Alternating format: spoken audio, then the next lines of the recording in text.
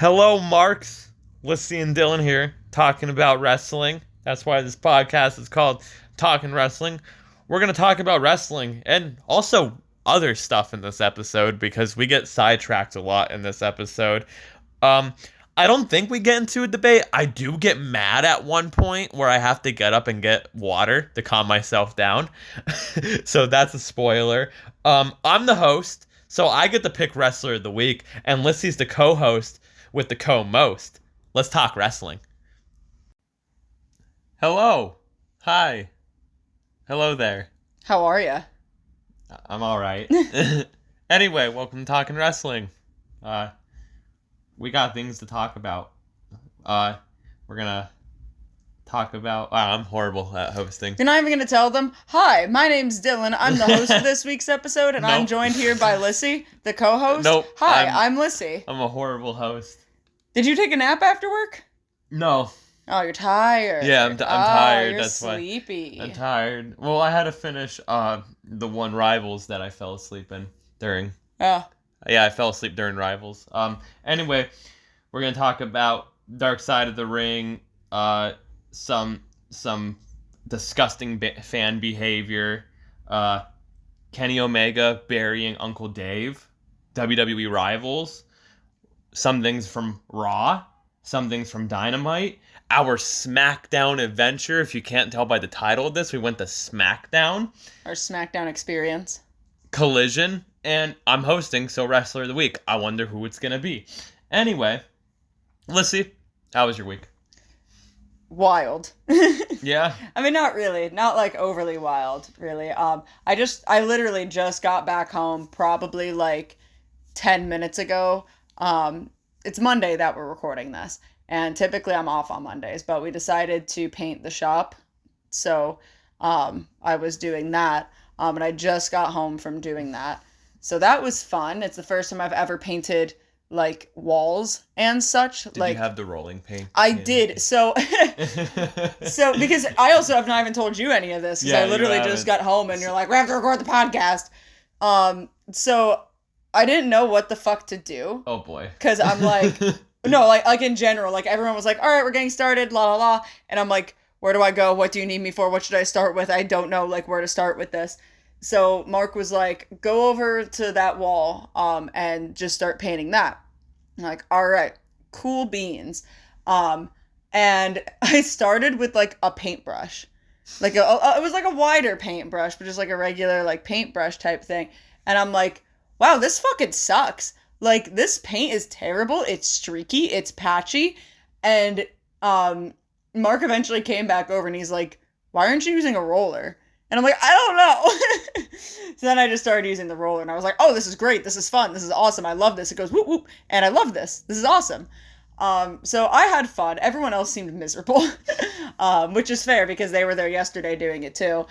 So day 2 was not necessarily, great. But I guess the paint that they got that initially was to be used was not doing what it was supposed to do. It wasn't painting. It wasn't painting. No, it just didn't look right. So they had to go get more paint, different paint today. And that was wild and fun. But the second coat of the new paint, or the first coat of the new paint, whatever, looks fucking great. I sent you a video of it, and it looks really good. Fucking good. But I don't know, I think it was fun. I think we had some fun, some laughs, some enjoyable times today.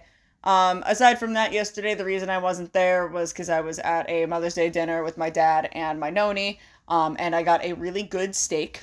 First time ever eating a hanger steak. I had chicken marsala. Fantastic food, really good. And you had a creme brulee. A creme brulee. Oh, it's a creme brulee. It's an inside joke between me and Lyssie. A creme brulee. Creme brulee. A creme brulee martini, which was also very good, but I only drank about a fourth of it, and I was like, I'm done. This is alcohol, which I don't drink much ever. I just typically say I don't drink at all, because the times I do drink is so far and few between that it's easier just to be like, I don't drink. And Dylan was straight edge. Yeah, you didn't get anything. I got any sort of drink. But I got a Coke. Yeah. I was debating on trying the martini, and my dad was like, not necessarily coercing, but he was just like, come on, just try it. And if you don't like it, I'll drink it. Like, it's fine. Your dad peer pressured you? No, he didn't peer pressure me. But I was like, you know what? Yeah, fuck it. You're right. It's not going to kill me. And also, like you said, if I don't like it or I don't finish it, he'll drink it. So it is what it is. But it was really good. But aside from that, I mean, my week was just, a week aside from Friday, which we'll talk about later. So I'm not going to go too much into that at all. But, Friday was fun. And then work was work. What about you doing? Yeah, work was work, and Friday was fun, and Saturday was pretty fun because I went figure hunting, and I was. Oh yeah, you fucking asshole! I went to 4 different places, and I was 3 for 4. So we got back from Smackdown on Friday night, and we're walking into the apartment, and Dylan's like, or maybe we were even driving home. I don't even remember when it was, but Dylan was like, I'm not fucking doing anything on Saturday. I'm not doing anything tomorrow. I'm not gonna lie, like, after Smackdown, it was just, like, one of those, like, the adrenaline just dropped, and I was like, yeah, I already feel like shit, so I'm probably gonna feel like shit tomorrow, and probably sleep all day. I woke up. Was it Friday I had, like, trouble going to bed? Was it Friday night I had trouble going to bed? Or was that Saturday I had trouble going to bed? That was Saturday night. It was Saturday? That was Saturday night. Dylan's suffering from anxiety somehow, some way. I don't know. It's because you quit smoking. Yeah, I quit. Hands down. I firmly believe it's because you quit smoking and your body's like, I don't have that anxiety thing anymore to, like, help me calm down, so I'm just gonna freak out. Yeah, so, but I was like, I'm not going anywhere. And then I woke up, and it was like 8:30. Mm-hmm. And I was because you were awake when I woke up for work. Yeah, it was like 8:30, and I was like, I feel like going figure hunting. Yeah, and this fucking dick, I told him, like, the night prior, I'm like, oh, great, I have my new scapegoat shirt, which, by the way, I got a new scapegoat shirt. I have my new scapegoat shirt coming in the mail today, or on Saturday, so keep an eye out for it. And then I wake up Saturday morning, and he's like, I'm leaving and disappearing for the whole day. Good luck. So I was like, all right, fuck you, I guess. I only disappeared for like 3-4 hours. It wasn't... I mean, I have no idea what time he got home, but it don't matter. I got the shirt. It was like 12:30. Our roommate grabbed the mail and got the shirt for me, so it's someone at least helped. I got some great figures. I got a John Cena figure from... It's a ringside exclusive. It's based off of the 2005 draft lottery when he got drafted to Raw. And it came with the Spinner WWE belt and the Spinner US belt, so that's really cool. I also got another ringside exclusive Defining Moments Shawn Michaels figure based off of the 1997 Royal Rumble, where he's wearing the cowboy hat and has the chaps and everything. Yeehaw! I got the new Ultimate Edition WCW Roddy Piper, which that's fucking cool. Then I got a Ricky Starks figure, only because it came with the FTW title and I wanted to put it on Hook. We already have a Ricky Starks figure, but now we have 2. I'm not complaining. I like Ricky Starks. And got a Tony Storm figure. Dylan's one day gonna come home and find that FTW belt on our Jack Perry. The fuck you are. I swear to God, I'm just gonna, like, move Hook out of the way and put the belt on Jack. The fuck you are. It's gonna go on Dan Helmsley next. Do we have a loose Jack? I asked you that already. Yeah, it's somewhere. He's somewhere here. It's somewhere. It's technically a Jungle Boy. His name is still Jack. It never changed. Fun fact. So, you want to know who kind of, like, gave him the idea? Well, maybe, like, pressured him into changing his name from Jungle Boy to Jack Perry? It was JR. I figured it was probably JR because he always called him Jungle Boy Jack Perry. So, I was listening to his most recent episode of Grilling JR. Shout out! Today, and it was about, like, him leaving WWE and joining AEW. It was actually very interesting, like, listen. Like, a nice hour and a half interesting listen. And he was just talking about, like, everything and whatnot. And supposedly he used to get a lot of heat when he was on commentary and would be like, Jungle Jack. Like, Jungle Jack's good. People hated it. He didn't say who, but he actually, like... JR, like, said because JR used to be talent relations in WWE. Yeah. Now he doesn't do that in AEW. He's just talent. Like, yeah. He's just a commentator and everything. But he literally was like, he likes Jack Perry, but he was like, this kid, all he needs is to drop the Jungle Boy name. Yeah. And he went up to him backstage and was like, you need to drop this Jungle Boy name because it's gonna be weird when you're like 40 years old, and I think he's like 30 now. No, Jack's my age. Is he? He's yeah, Jack might be a year older than me. But he was like, it's gonna be weird when you're older and you're still called Jungle Boy, and he's like, your last name is Perry. You are the son of Luke Perry. Well, see, use that to your advantage. Yeah, and the thing is, Jungle Boy wasn't even Jack Perry's idea. I can't remember again what ring name it was he was going with at the time, but they're like, oh, I have a great idea for you, but it's a surprise, and he gets out to the ring, and they announce him as Jungle Boy something something, and he's like, fucking really, man? Like, and he didn't like it. But it just kind of stuck where people stopped using the rest of his name and just started calling him Jungle Boy. So he's like, I guess I'm just Jungle Boy now. And when he was getting into wrestling, like, not when he was necessarily just 9 years old, but like when he was like older and was getting into wrestling, he was like, he didn't want to use Jack Perry because he didn't want the association with his dad, because he didn't want to get like handouts because his dad's Luke Perry. He wanted to do it all on his own and say he did it all on his own, because he didn't want anyone treating him any differently from it. So he tried hiding it for a long time, and then that clearly didn't fucking work when people are like, why the fuck is Luke Perry in the crowd? And then that, so it didn't work out too well for his favor, but he didn't want to use his name for the longest time simply because of that, which I think is fairly commendable. But I also get that entire point because, like, I mean, imagine if he was doing Scapegoat Jack Perry right now and they call him Scapegoat Jungle Boy. But I mean, hell, if Jim Ross is coming up to me and being like, you need to drop this and use this because of X, Y, and Z, I'm fucking doing it. Oh, yeah. Well, this motherfucker's been in the business 50 fucking years. I'm not arguing. Because even after, like, he then started, like, his nameplate changed to Jungle Boy Jack Perry. Yeah. And, like, it was, like, a slow transition over. But literally, like, I think once he won the belt, the FTW, but I think he just went by Jack Perry. No, once he did a heel turn. When he turned heel. Yeah, well, yeah, that's when he turned. Yeah, well, when he turned on Hook, he just turned to Jack Perry. So, which, I mean, how are you going to be a heel with the name Jungle Boy? Yeah. But. And fun fact. It fits him better. I mean, I don't know if I mentioned on the podcast before. Fun fact. My name comes from one of Luke Perry's characters. You have mentioned this before. He was named Dylan McKay in Beverly Hills 90210, and that's how my mom got the name Dylan. You have mentioned this before because as of recent, I have had Jack Perry brain rot, so I don't shut the fuck up about him. But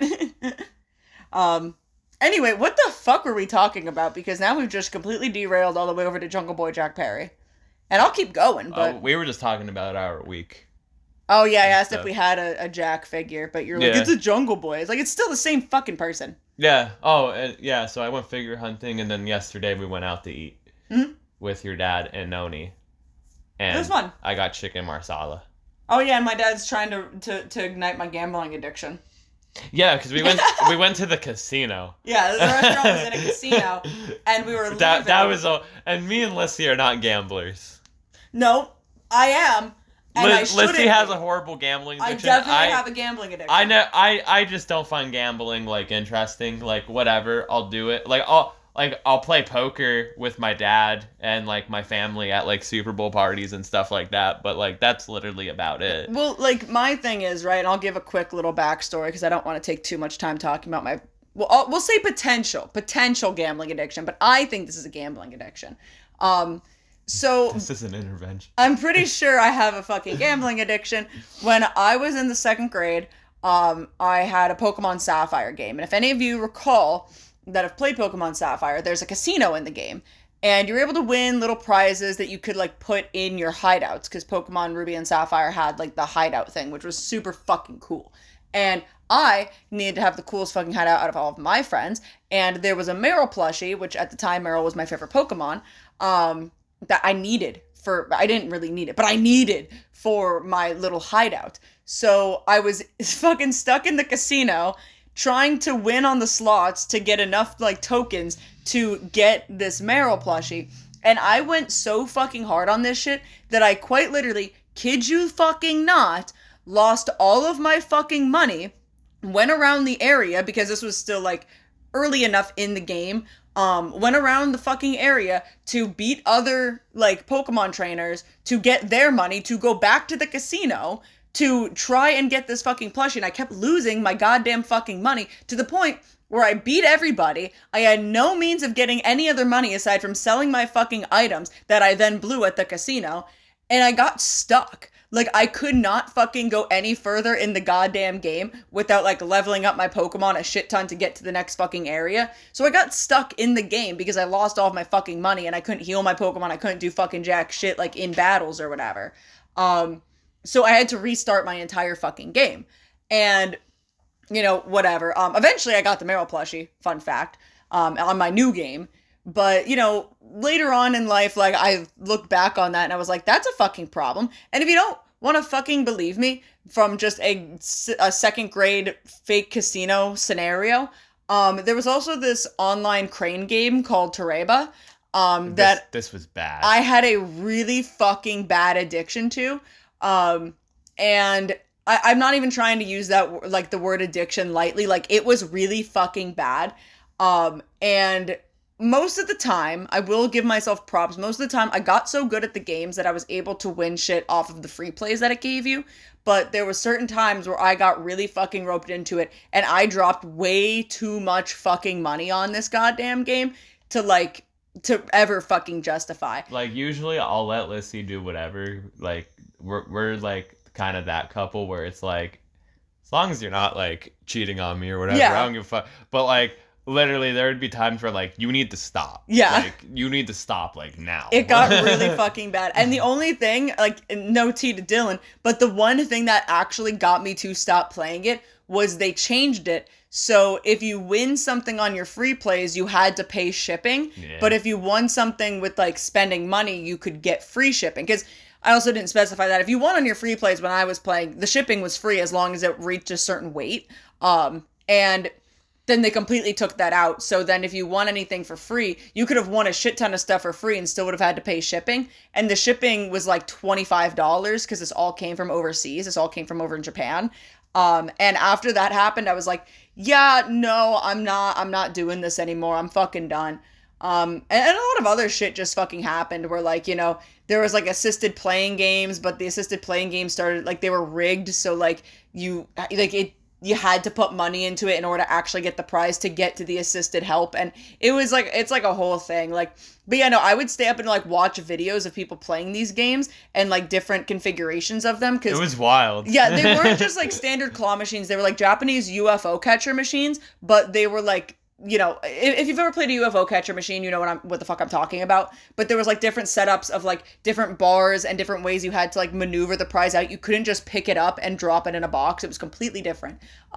To be fair, this was also during COVID. This was during COVID too, yeah. Everyone was just doing weird shit. So I was, like, watching videos of all the different fucking machines and different ways to tell if a claw was good, if a claw was bad. It was really, like, I was fucking deep into this goddamn shit. But I have a lot of really fucking cool shit to show for it. There was, so at least I, like, have things from it. You showed me ones too of, like, the cranes would break. Right? Yeah, I won something with a broken claw. Yeah, once. Like the things would, like, legit break. Yeah, I had a claw break on me trying to win this, it was like a little, like, Eevee Pokemon something. I don't even know what the fuck it was, but I wanted it. And when I was playing it, the claw broke, and I was like, this is my fucking chance, because I've never had this happen to me before. And sometimes when the claws break, it's way fucking easier to win than when they're not broken, because you could just fucking smash it into shit and it'll fucking fall. The one time I saw a video where someone was playing with the claw, like, playing the machine, and the claw just, like, dead ass fell from the front of, like, the top of the machine and just down, and it took, like, a pole down with it and everything. Like, the whole thing just broke. But yeah, so basically I've noticed that I have warning signs of a gambling addiction, and we were in the casino, and I was making comments about, like, how just, oh, well, the games look fun because they're bright colors and shit. And my dad was like, well, one day we can come up here and get something to eat and then go play the roulette wheels. And I'm like, Dad, this is a terrible fucking idea. This is such a bad idea for you. Like, look, I will say that I'm Nick Jackson in every way, shape, and form. But the second the gambling addiction, like, legitimately happens, I'm too deep into being Nick Jackson at this point. Like, I'm just an unfortunate hairline away from being Nick Jackson. But anyway, gambling addiction aside, fucking Pokemon aside and broken claws, Dylan, we should probably get on with this fucking episode. We got wrestling to talk about. We got wrestling to talk about, and boy howdy do we have a lot. So Dylan, give us our first topic of discussion. We're going to talk about the season finale of Darkside of the Ring, which was Black Saturday. Was that the season finale? Yep, that was the season finale. Sad, I know, tragic. I wasn't paying attention to this episode. So Black Saturday, it was Georgia Championship Wrestling, and next thing you know, Vince McMahon appears on TBS. Oh, I remember like as the show was playing, I was like hearing stuff. I feel like this was like the first part. I don't think they're gonna, like, everyone's like, oh, they should just do a whole season on Vince and all that. No, I don't think they're going to do that. I think they're going to do what they kind of did with World Class Championship Wrestling, which, speaking of, we have that on right now in the background, of like what they did with the Von Erichs and Chris Adams and all of that, where it was different episodes in different seasons.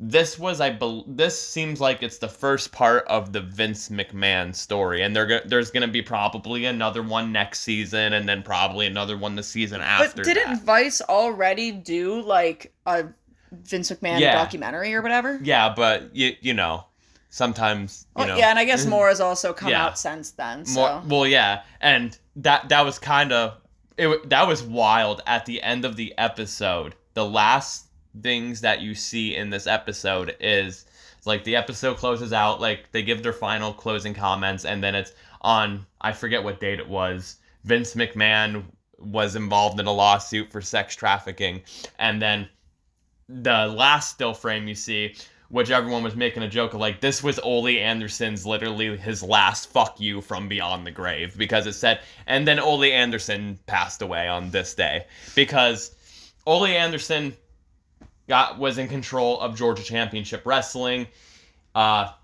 He did a whole fucking blood oath with the Briscoes. Not Mark and Jay. Jerry and Gerald Briscoe. They did a whole fucking blood oath of, like, we will not, like, sell this fucking company to this fucking guy or anything. Yeah. But Vince McMahon being Vince McMahon, it happened.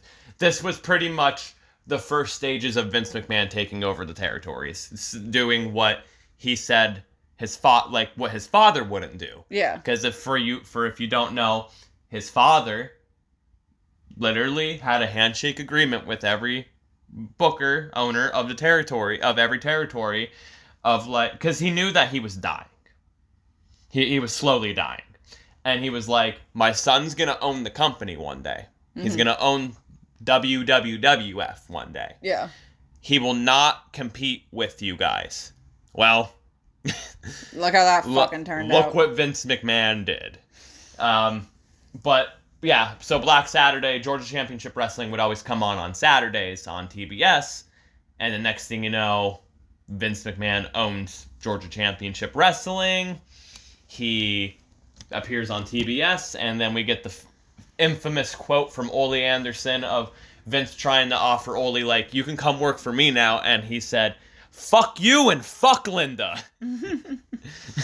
Ole fucking hated Vince to the day he died. I feel like we should wait till Vince McMahon dies before making any, like, major documentaries on him, because, like, at this fucking point, who's to say that something else isn't gonna fucking come out? Exactly. Like, I think we should just wait it out till he dies, and then we're fine. It's crazy to me of, like, everyone can sit there, and I often sit there and, like, wonder, like, oh, what if Vince never, like, bought out the territories? But I think that would have eventually happened. Yeah. I think, because wrestling would have evolved, I think it would have been a lot later, maybe. But it is what it is. I like going back and watching the territories. Like I said, right now, I'm watching World Class Championship Wrestling right now. We got Kamala and Bruiser Brody fucking going at it. The good old Von Erichs. But, yeah, I mean, again, I wasn't paying too much attention to this episode, but... What did you think overall of, like, this season of Darkside of the Ring? It was kind of like a different season, almost. It was. It was a very different season. I mean, I enjoyed it. It seemed like there was a lot of wrestlers that like I was very unfamiliar with, which again I don't necessarily mind because then it's like teaching me about these people. So I mean I can't complain too much about that because I mean it's kind of boring if like you have episodes of everybody that you already know and like every single thing that they've ever been through and that you're already like aware of, you know what I mean? Yeah. So, or like even like I knew about the Sandman and his drug addiction and everything, but it was just crazy of like, what are they gonna fucking talk about in this episode? Yeah. Like, what are they gonna do? No, and they went all in on it. So like, you know, I can't. What were some of your favorite episodes this year? Like this season? Oh God. Mine was I have 3. I really enjoyed the Sandman one. Mm-hmm. I enjoyed the Black Saturday one because like I knew about Black Saturday, but like hearing like other people from like that territory tell the story was kind of cool. And also I really enjoyed Chris Colt because I never heard of him. That's his name. I was gonna say my favorite's got to be the Chris Colt one. Yeah, I never really heard of him because he was a crazy motherfucker. Yeah. But yeah, I would definitely probably say the Chris Colt one and yeah, Sandman one's gonna also be up there because that's just a bias though. But yeah, I mean overall I think it was a really good season. And again it really like exposed me to a lot of people I wasn't overly familiar with. Was there a British Bulldog one this season, or am I like? No, that was a Legends documentary. That was a Legends documentary. Which speaking of Legends of documentaries, they're coming out with a new season. Okay. There's gonna be an ECW one. And a Paul Heyman one and an RVD one. I saw like a couple, yeah. All right, that'll be cool. Yeah, like it seems like they're really tapping into like ECW lately. Well, because you know Paul Heyman's in the Hall of Fame. Well, I know. I'm saying is like as since then, like they're really fucking tapping into it, which I'm not gonna complain about. You know. Me either. But anyway, let's talk about a big situation involving Ring of Honor, the Sky Blue, and a disgusting asshole fan. And I have a screenshot for context here of everything. The Ring of Honor thing. That was during Ring of Honor. It was at a Ring of Honor taping. So, this is from Square Circle. It's kind of like a Reddit post. I found it on Twitter. Oh, Reddit Square Circle. Awesome. Yeah, I found it on Twitter, though. Watched an awful thing happen involving Sky Blue tonight at Ring of Honor taping. So this was last week. Like, last Wednesday. Last Wednesday, they taped Ring of Honor with Dynamite. A man in the front row continued to make vulgar comments about Sky. Commenting on her body, calling her baby girl, the whole shebang. The whole match. Wouldn't stop when people around him told him to shut the fuck up. He just got louder. Aubrey Edwards finishes reffing the match and screams for him to be kicked out to security. Both AEW security and arena security were involved. More people were called when he put up a fight. He had a child with him. Sky left the ring quickly and was very upset. Really awful thing to observe in 2024. Mm-hmm. What are your thoughts on this? Okay. Because I can tell you my thoughts, but that would probably get us canceled. So, here's the thing, right? I've seen a lot of people. I would think that everyone would be on the same page with this. Yes. Right? Clearly not. Fuck that guy. Yeah, clearly not, because people are fucking gross, and I hate men. No offense. But I hate men too. But like this is why I date women. Yeah. First of all, okay. First of all, you have your fucking kid with you, dude. Your fucking kid, and that's the fucking goddamn example you're setting for your child. I don't know. I mean, obviously the gender of the child was not revealed in that post. I don't know if it was a young boy or if it was a young girl. It still doesn't matter. It doesn't matter, because like either way, you are you're being a bad role model. You're being a bad role model because either A, you're showing a young boy that that's okay to do to fucking women, and that's an okay way to act around women, or B, you're showing a young girl that it's okay for people to talk to you like this, and this is what's to be expected, and this is how men should be fucking treating you, because you are their fucking father? It's a young girl. What if some random dude was saying that to your daughter? Yeah. Would you be fine with that? Probably, because he sounds like a fucking sick fuck. Yeah. But, no, I mean, I hate to always say, like, it's 2024 and whatever, but it's fucking 2024. Like, not only is that type of fucking language towards women unacceptable, but also in their fucking professional setting. Like, there was this one dude on the internet being fucking gross, as usual. And he was like, this is some fatherly advice to Sky Blie and to all other women's wrestlers. Stop showing so much ass and you won't get that many fucking comments. And he got ripped into on Twitter. I sent him a picture of Kenny Omega's butt. But, like, here's the thing, right? First of all, her gimmick isn't her butt. It's if you think it is, you clearly aren't watching the fucking product. But also, even if her gimmick was being a sexy girl that likes to show so much fucking ass, she's at work. She's at her fucking job. That is her fucking job. And you're going to fucking ridicule her at her goddamn fucking job. You're gonna fucking harass her at her fucking job. No matter what fucking way you slice this entire situation, it all comes to the same point of, like, this is not okay.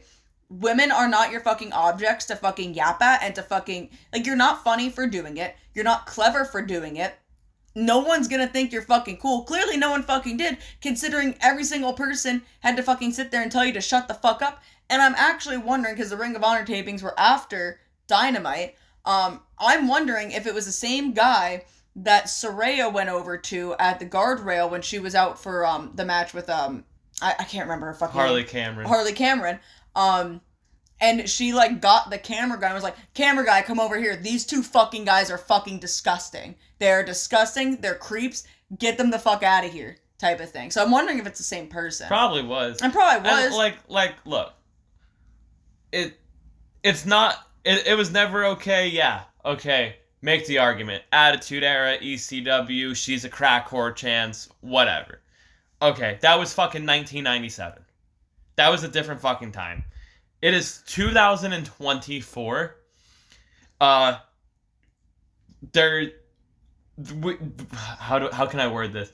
There's been a women's revolution. Yeah. Where they're not fucking eye candy anymore. Well, here's the thing, right? They are actual fucking wrestlers. They're not, this isn't the fucking divas. No. This is, like, they're, like you said, they're at their job doing their work. And the thing is, too, like, I would even still argue that in that time frame it wasn't okay. Oh, no, well, yeah, no, I'm not saying. I know you're not. You're not. Let me finish my thought. But the difference is, which it's unfortunate to say nonetheless, but the difference is these women back in the Attitude Era when they were just, like, coming out topless or you know, with pasties over them and doing fucking Sunny mud knew what fights. She was doing. But, like, when they were doing that, unfortunately, that was still their job. It was still, at the end of the day, their job to go out there and be the eye candy and be the fucking pretty thing to look at. Do I still think we evolved as a fucking world? And I would still argue that even though it was their job, like, they don't want some fucking creep in fucking front row yelling fucking shit at them and trying to do this, that, and the other thing. They didn't want to do it to begin with, but they had to get paid. Well, so that was, unfortunately, like... Sonny did. Well, nonetheless, but, like... Unfortunately, that was, like, their gimmick. That was their thing that they had to fucking do to make a living in the fucking profession. And like Dylan said, yeah, we've evolved from that and it's not that anymore. But even if if a girl in 2024 wanted to come out with the gimmick of just being the eye candy, then fuck it. Let her fucking do it if that's what she wants to fucking do. But it still doesn't excuse that type of fucking behavior. And again, yeah, you could fucking argue and be like, oh, different time, whatever. And sure, yeah, but again, different time where women's wrestling wasn't what it is today and wasn't as respected as it is today or even much of a thing as it is today. We somehow went backwards when we had, like, not a big women's roster, but we had women actually fucking wrestling to then just making them fucking a piece of meat, and then we had to kind of get back on track with it. We went from the Fabulous Moolah to not having a women's division to Bull Nakano and Alundra Blaze to not having a women's division to Sunny and Sable to Lita and Trish Stratus to what we have now. No, 100%. And look, I mean, I hate to say it, but like, no, I don't really hate to say it, but like, I hope this guy is like fucking banned from future shows. I thought Canadians were supposed to be nice. Dude, me too. And I mean, I don't know if you have it written down there of the thing that happened on Collision. After Daniel Garcia's match? No, but we could talk about that. Because it also happened in Canada. That's just funny. I don't know what's going on in Canada. That's just funny. A fan rushed the fucking ring. Like, just jumped barricade and ran into the ring. Which, and then, like, what do you think is going to happen? Like, yeah. I always want to know. What are they trying? I know what they're obviously trying to achieve. Trying to fucking gain traction or beat the shit out of someone.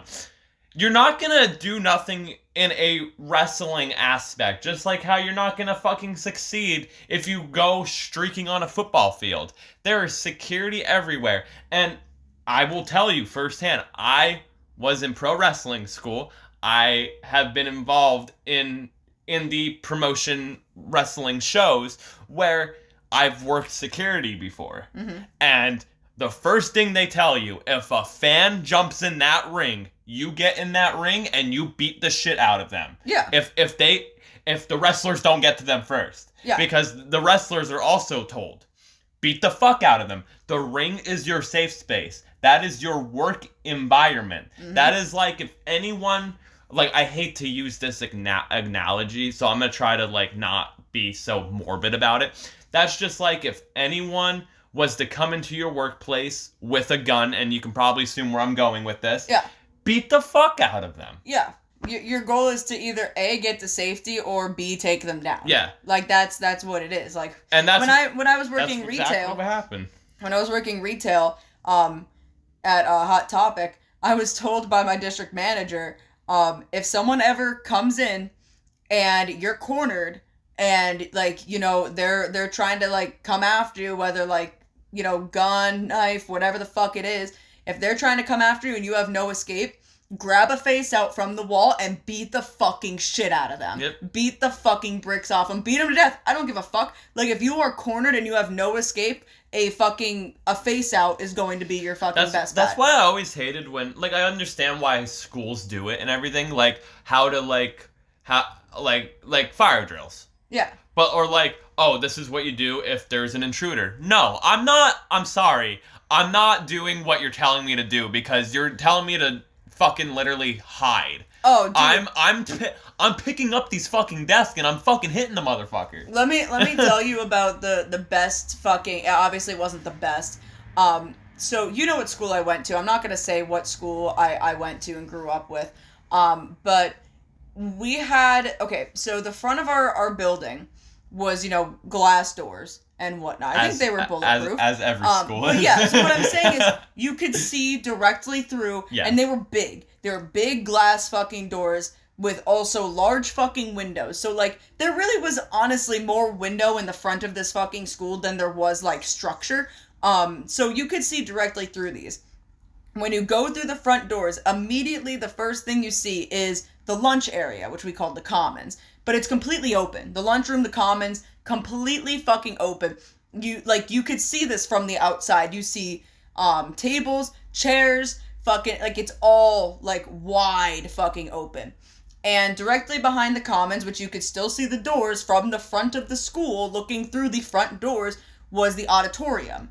And what they taught us to do during an active shooter drill is if you're in the commons, you're going to all file into the assembly area, into the auditorium, and you are going to then go and duck down and hide behind the chairs. And you're going to do it in a single file line. And my immediate reaction is, okay, you could, like, if an intruder's coming in with a gun, and they're, for whatever reason, coming through the front doors, but if they're blasting through these front doors that are apparently bulletproof, but who knows, they can see every single person before they even step foot in here. So what you're saying is, they have a game plan already. Get into a confined area and hide behind the rows of fucking seats so the dude can walk directly into the auditorium where you just saw all the students go and just go row by row and shoot everybody down. Yes, that is exactly what you just fucking told us to do. The Pennsylvania school system, at least, is not fucking smart. And the thing is, like, the auditorium is, so it's hooked up to where there's the stage, and then the back part of the stage, there's doors that take you to a back hallway near where, like, the music, like, choir and band room was, that there's an exit. There's an exit out of the building. Like, if you go through the auditorium and go through the stage, you can get outside. Like within probably, like, 30 seconds. Yeah, I'm either hitting the motherfucker with, like, the biggest object, like a desk or something, or I'm running for my life, and goddammit. And the thing is, they tell you, like, oh, don't go outside because there could be another person. And, like, yeah, I fucking get that, but also, there's other rooms that you could be telling these people to try to disperse to. Like, you could get into the choir room, you can get into the band room, which actually they're both connected. You can either get into either of those rooms. There was practice rooms, there was my music for today room, like, there was the music theory room, like, there was all these rooms back there that you could fucking get into and hide in, like, very fucking quickly, but they're like, no, just duck down behind the chairs so they could just fucking pick you off one by one. Anyway. Insane. Anyway. Just don't be an idiot and try to jump in the fucking ring. Yeah. You're gonna get your ass kicked. You're gonna get your ass kicked, and honestly, like, I don't know what the fuck is going on in Canada. I know that there's a lot of shit going on with Drake, and I don't know if people are just losing their fucking minds over it. But, like, please don't bring it into the wrestling He atmosphere. doesn't like the way I dress. He hates the way that you talk. He hates the way that you dress. Don't go any further. He hates everything. Don't go any further. But he hates a lot about Drake. Kendrick hates a lot about Drake. Anyway. Is Kendrick still winning? I don't know what's happening. I haven't asked Mark. Look at Dee Dee. What are you doing? Dee Dee? Dee Dee. Bro, Dee Dee's about to jump in the ring and fucking save Kevin Von Erich from, seriously. From being beaten up by Harley Race. Maybe he's just a big fan of Kevin Von Erich. You are gonna fall, dude. You are gonna fall. And it's gonna be the funniest That's thing not ever. a secure structure for a cat. Okay. Well, I'm glad you heard me. Anyway, let's move on to the next topic. I think he's trying to get to the windowsill and he can't. So I'm gonna move this shrimp really quick for him. What do you mean move the shrimp? He's trying to get to the windowsill. He's running away now. Just pick him up and put him in the windowsill or something. I don't know. The shrimp was blocking the windowsill for him. He'll figure it out. He's smart enough. Well, I don't know. Anyway, speaking of people that aren't smart, that's Dave Meltzer. Kenny Omega has recently buried Dave Meltzer. I love Kenny so much. I got a screenshot from it because I got to read it. So this is from Kenny Omega's Twitch stream, which you missed. Unfortunately, I did miss, and it's his last one for a while because he's going in for surgery. He's getting his tummy fixed. Anyway, Kenny Omega says that he broke Dave Meltzer's match rating scale, and now he doesn't know what a good match is anymore. He jumped the fucking shark, so it doesn't count for much anymore. He has jumped the motherfucking shark, and guess who is to blame for that? Me. I'm the guy. I broke the scale. It's fucked up. It fucked up something in his brain where he doesn't even know what a good match is anymore. He's just like, Kenny, you opened my mind to this weird fucking world of wrestling that I never saw before in my life, and I think he just doesn't understand it anymore. He can't comprehend what's going on. I opened Pandora's box and it's just running rampant now. That's all it is. And then someone on Twitter, this is me. This goes to the part of Dave Meltzer's a fucking idiot and just in denial about anything that his boyfriends say about him, negative. Someone asked, like, Dave, what do you think about this? And he said, oh, it's part of a feud between him and Ospreay. Dave, shut the fuck up. You're a dumbass. Fuck off. No, I mean, it clearly, it's just more solidified, like, it's more just solidified the fact that his brain's broken. Dave's just a fucking idiot, bro. He really fucking is. I don't think Kenny's wrong, though. I do think that Kenny did break the scale. I'm not blaming Kenny for this at all.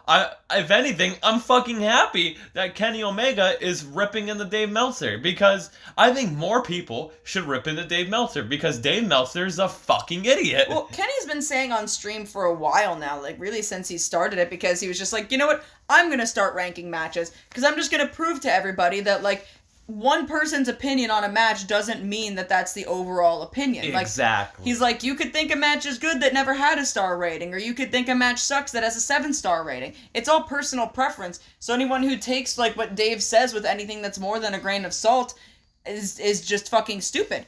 He's like, well, I mean, you could agree with Dave. Like, you could have the same views about what you like in wrestling as Dave, and that's fine and dandy. That's great, but that doesn't mean that the person next to you who doesn't have the same views is wrong. The fact that people pay, they pay. Look, I'm just gonna use some examples here. I don't give a fuck if I get fucking heat for it.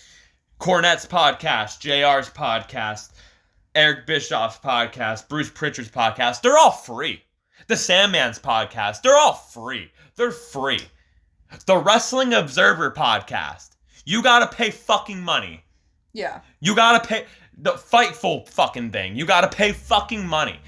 The fact that there is people out there that pay fucking money for these fucking idiots' fucking opinions is actually fucking ridiculous. I think it's more so ridiculous because, like, you'll just see it on Twitter, like, in an hour's time. Exactly. Like, you don't even need to pay for it. You just have to, like, wait. If you really care that much about their opinion, like, just wait, because someone's going to report about it. Like, I get it.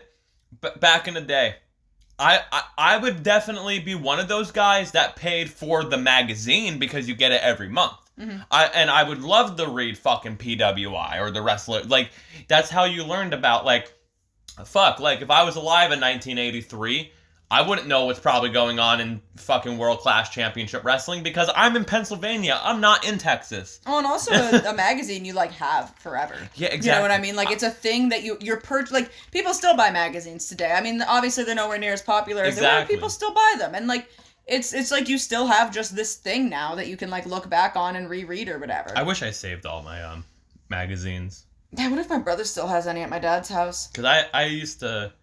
Shout out to my mom since it was Mother's Day. Every time we would go to our local grocery store when I was a kid, they had the WWE magazines, mm-hmm. and I would always ask her to get me one.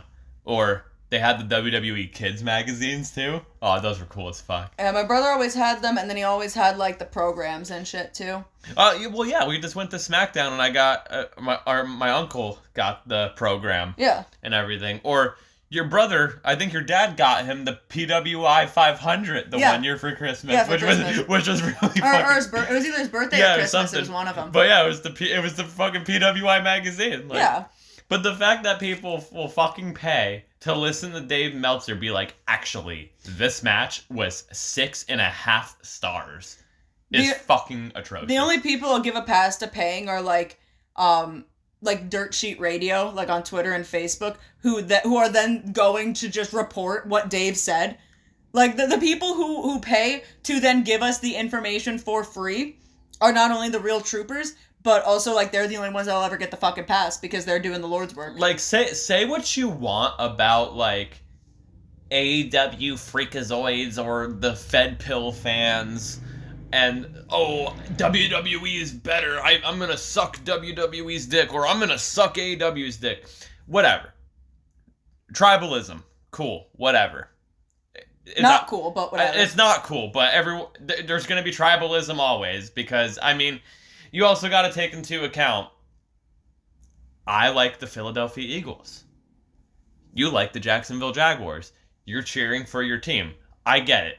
But... Weird way of how I got there, but yep. But the fact that there is people on Twitter and social media that just willingly will fucking die for Dave Meltzer is fucking atrocious. I mean, I feel like I can't say much because there's a few wrestlers I'd willingly die for. But I'm just talking about, like, if you disagree with Dave Meltzer, or Sean Ross Sapp, there's people that just come after you, and it's like, why? Yeah. Like, why do you agree with this man? I'll gladly go off on, like, a terrible fucking opinion, but I'm talking, like, terrible opinions where, like, it just seems incorrect, like, factually incorrect. Like, I don't know, let's just take, for example, right, like, I made a TikTok about it today, as like a joke TikTok or whatever, and I haven't really checked. I think there was one comment I saw that I checked this morning, but I haven't been on it, so I have no idea what the fuck's happening with it. But I made a joke about 2019 WWE. Oh god. Dark times. And like, I guarantee you there will be at least one person in that comment section like, arguing, or I could see someone saying 2019 WWE is better than AEW's done in its entire existence. And I would gladly argue that AEW existing has done more for WWE. Like, you don't have to like anything that's ever gone on in, like, AEW at all, but them just existing has therefore benefited WWE, because if not, you would still be stuck in this 2019 loop. I don't know, do I have people that are agreeing with me or disagreeing with me? I only see 10 comments.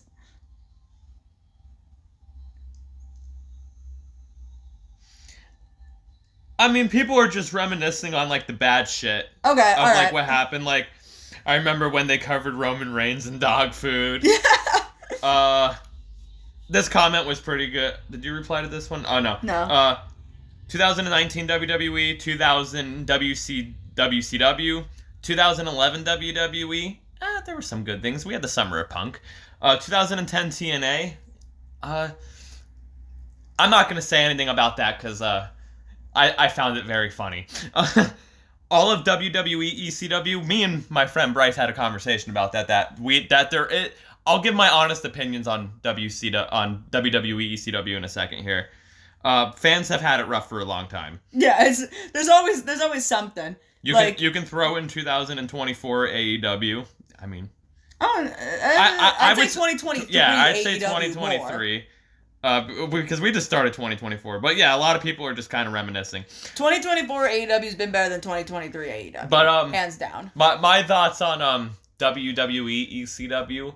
Me and my friend Bryce were talking about this because Bryce said that he wants to like start like a YouTube show and like go in depth more about like WWE ECW, which I think he should because Bryce loves WWE ECW, but also me and Bryce also like 1995 WWF. Yeah. because it's just fucking funny. But WWE ECW, you got to take a look at it. It wasn't ECW. Yes. That's where everyone's mind frame goes because they're using the letters ECW. Oh, it was never gonna be. It wasn't going to be. Yes, we had some bad. We had Sandman battling the zombie. Yes, it was bad. Or we had fucking Kelly stripping naked. Yes, that was bad. Again, going back just a couple of minutes ago, we evolved. Yeah. But if you take a look at it, WWE ECW was technically supposed to be like an NXT. Yeah. It was a developmental. Because you got some good things out of it. You had the rise of Zack Ryder. You had the rise of CM Punk. And, like, yeah, at first you had the ECW legends and stuff. Mm-hmm. But, like, those ECW legends weren't meant to last. Yeah, a couple of them did last, like Tommy Dreamer. But the only reason why he lasted so long because Tommy Dreamer is a very selfless person and was willing to help younger talent. But there were some great hidden gems. Kurt Angle versus RVD. Yeah. It was actually during COVID. I went back and watched all of WWE ECW. And man, yeah, in my opinion, it kind of fell off in like 2008. But in like 2006 and 2007, it was pretty good. Like once they went PG, it kind of like But like when it first started, it was really fucking like it was pretty good, minus some few things. Like I said, Kelly fucking stripping naked, or the striptease poker fucking shit that they did, or Sandman battling the zombie. But the only reason why they had that happen because they were on the Sci-Fi Network. I mean, I think it's one of those things where, like, you have to take it for what it is. You know what I mean? Like, I think they definitely made the mistake in trying to do a developmental using a pre-existing promotion. Yeah. And they should have never done that. They should have just maybe started NXT earlier, or had some other fucking acronym or whatever. Well, they did. They had FCW, but that was like the thing is they didn't know what they were. There wasn't like this fucking like hunger for like. Their developmental back then wasn't based off of NXT Black and Gold of what it became of. Yeah. Oh, let's find these indie guys. that are already have a name value elsewhere and all these smart fans. No, it was more so like, here's these indie guys that you never fucking heard of. Yeah. Before. Or you did, and let's just ruin them. But I think it's one of those things you just gotta take it for what it is. And it's not gonna be for everybody. I mean, personally, was not necessarily a fan of ECW or WWE ECW. But again, that's just what it was, because like I was expecting when WWE ECW was becoming a thing to see the same shit that I was seeing in ECW. Yeah. And clearly that was not the case. Again, we evolved. Yeah, so I was just over it, and I was like, I'm not fucking wasting my breath with this fucking shit. I mean, I was also a child, so, you know, it was kind of, you know, one of those things where whatever. But, you know, it is what it is. But hearing that you like it, you can never tell me anything wrong about the things that I like in wrestling now, because God fucking it. But see, that's the thing though, right? Like, I always say, like, because Dylan will always fucking bitch about something. He's always bitching about something to do with wrestling, no matter what it is. And I always fucking say to him, like, here's the thing. Just take it at face value. Enjoy it for what it is. And, like, the thing is, you can sit there and say you're enjoying WWE ECW for face value when it was basically a shit stain on the fucking business. It really fucking was. It wasn't that bad. But I mean, look, I also like 1995 WWF. You also like 2000 WCW, so you have no fucking room to talk. No, I don't like 2000 WCW. I like making fun of it. Get it right. Nonetheless, I think, like, and I get that there's certain things to, like, legitimately be upset about, like fucking the Orange Cassidy. We'll get into that. Which we'll get into that. And I get like legitimately being upset about stuff like that. But when it's just like, I don't know, like you don't have to like every single storyline that's going on or this, that, and the other thing, but take it at face value for what it is. Don't let it get you too fucking bent out of shape. You know, it's wrestling. It's supposed to be fun, and you're supposed to have fun with it. Let me watch my Repo Man versus Doink the Clown. God damn it. You know, Dylan acts this way, and you know, we're not even that far in age, but like once he's my age and once he's 25, I guarantee you he's going to have the exact same fucking outlook, because the entirety of your evolution as a person since we started dating is an exact fucking like track as how I've fucking grown as a person. You'll get there. You'll get tired of being pissed off about stupid shit and fucking, like, you know, just bitching about dumb fucking shit and just be like, I just want to enjoy it. Like, I'm tired of being mad about it. I just want to enjoy it and have fun. Listen, you bitch about stupid shit too. I bitch about stupid shit, but I'm not going to let it sit here and get me fucking bent out of shape over it. I like to complain, okay? Complaining is a thing that I do. But, like, I can complain about a fucking WWE storyline, like, and think it's stupid. Like, I think the fucking Bloodline shit's stupid. Yeah, but I'm not going to sit here and I'm not going to get bent out of shape over it. There's other things in WWE TV that I like more.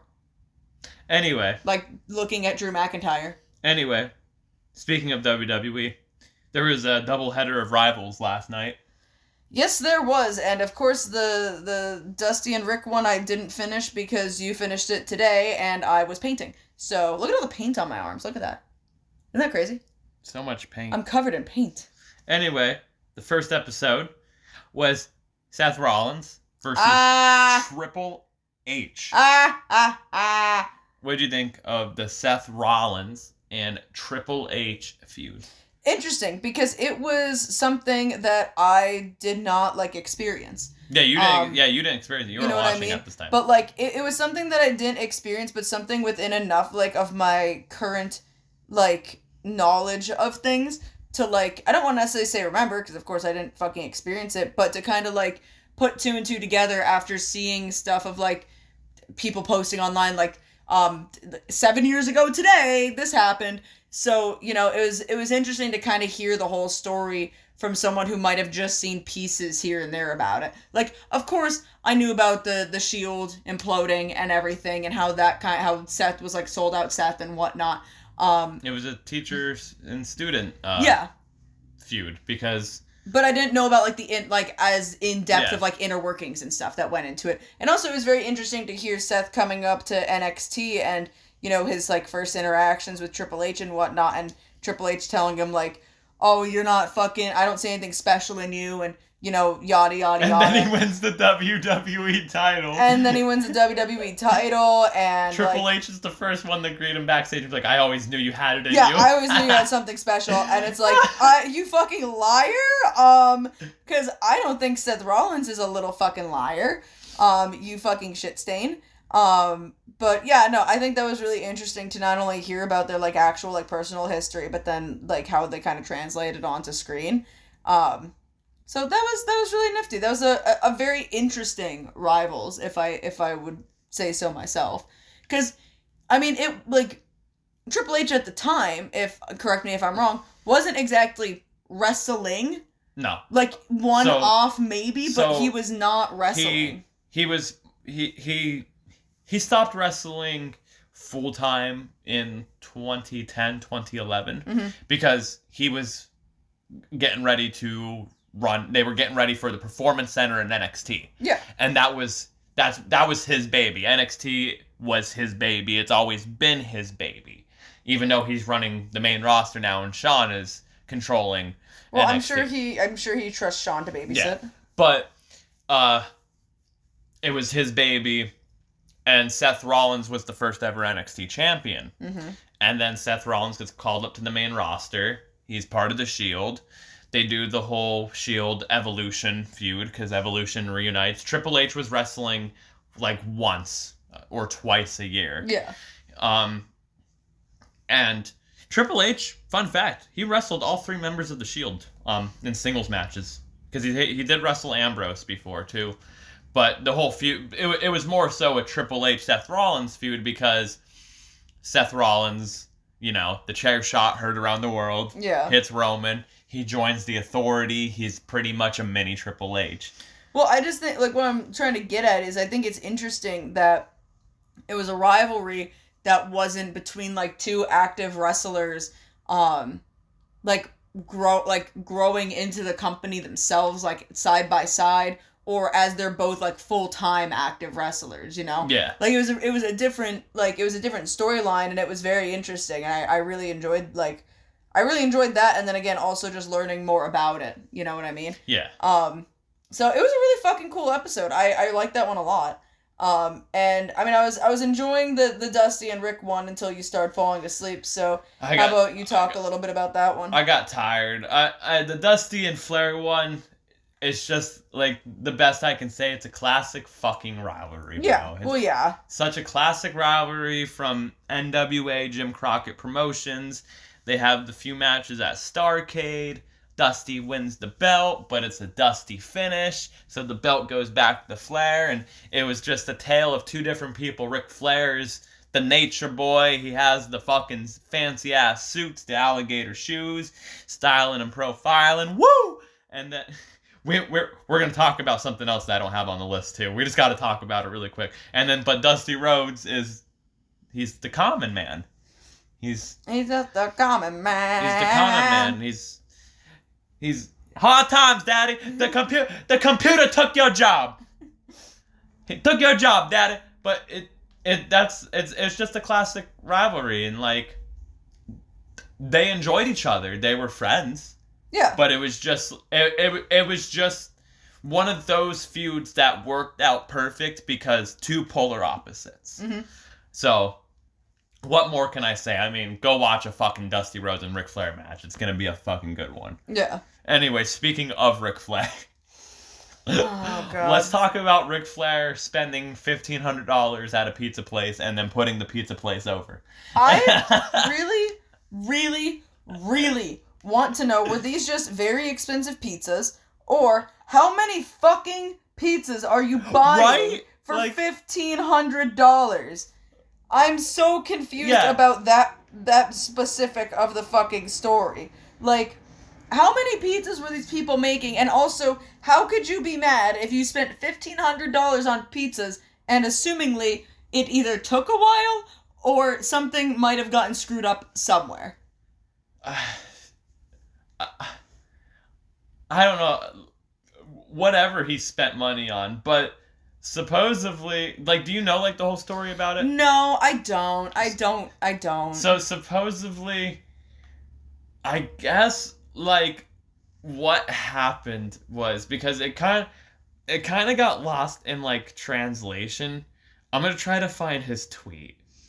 Oh boy, I don't know if I can trust anything he says. That's the thing of like it gets lost in translation with his tweet. Oh god, how much does he post? Oh god, so much Ric Flair. That's not it. No. 3 days ago, fucking Ric Flair. Well, while Dylan's doing... I found it. Okay.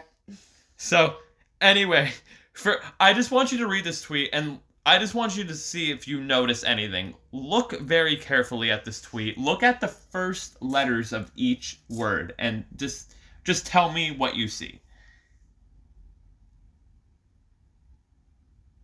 I don't have the brain power to do that now. Every first letter in each word is capitalized.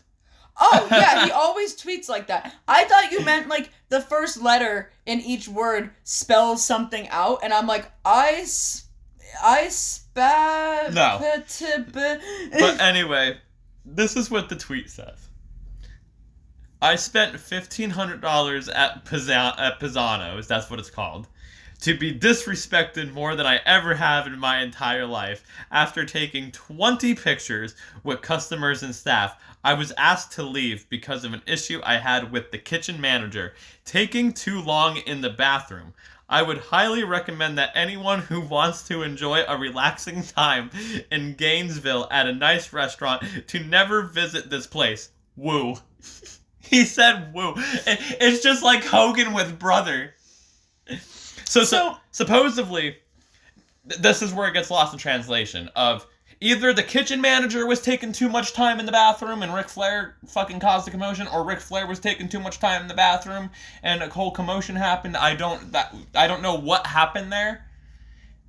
But then in the video, did you watch the video at least? No. So the video is just him arguing with the employees, and the best thing to come out of it was, I put this place over, and then it's kind of like a he said, she said type of thing, but the best thing about it was Ric Flair's just cutting a promo on these fucks.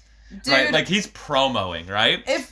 But the people next to him are visibly getting annoyed, and like the one guy like says to Ric Flair like, hey, fucking leave, we'll go outside and solve this ourselves. And then Ric Flair all of a sudden becomes hard of hearing.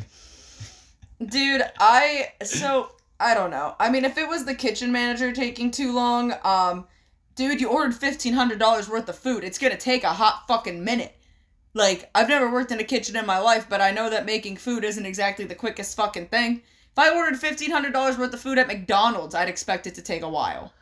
I'm just baffled, bro. I mean, I'm not shocked by this at all, but I'm just baffled of like, what happened?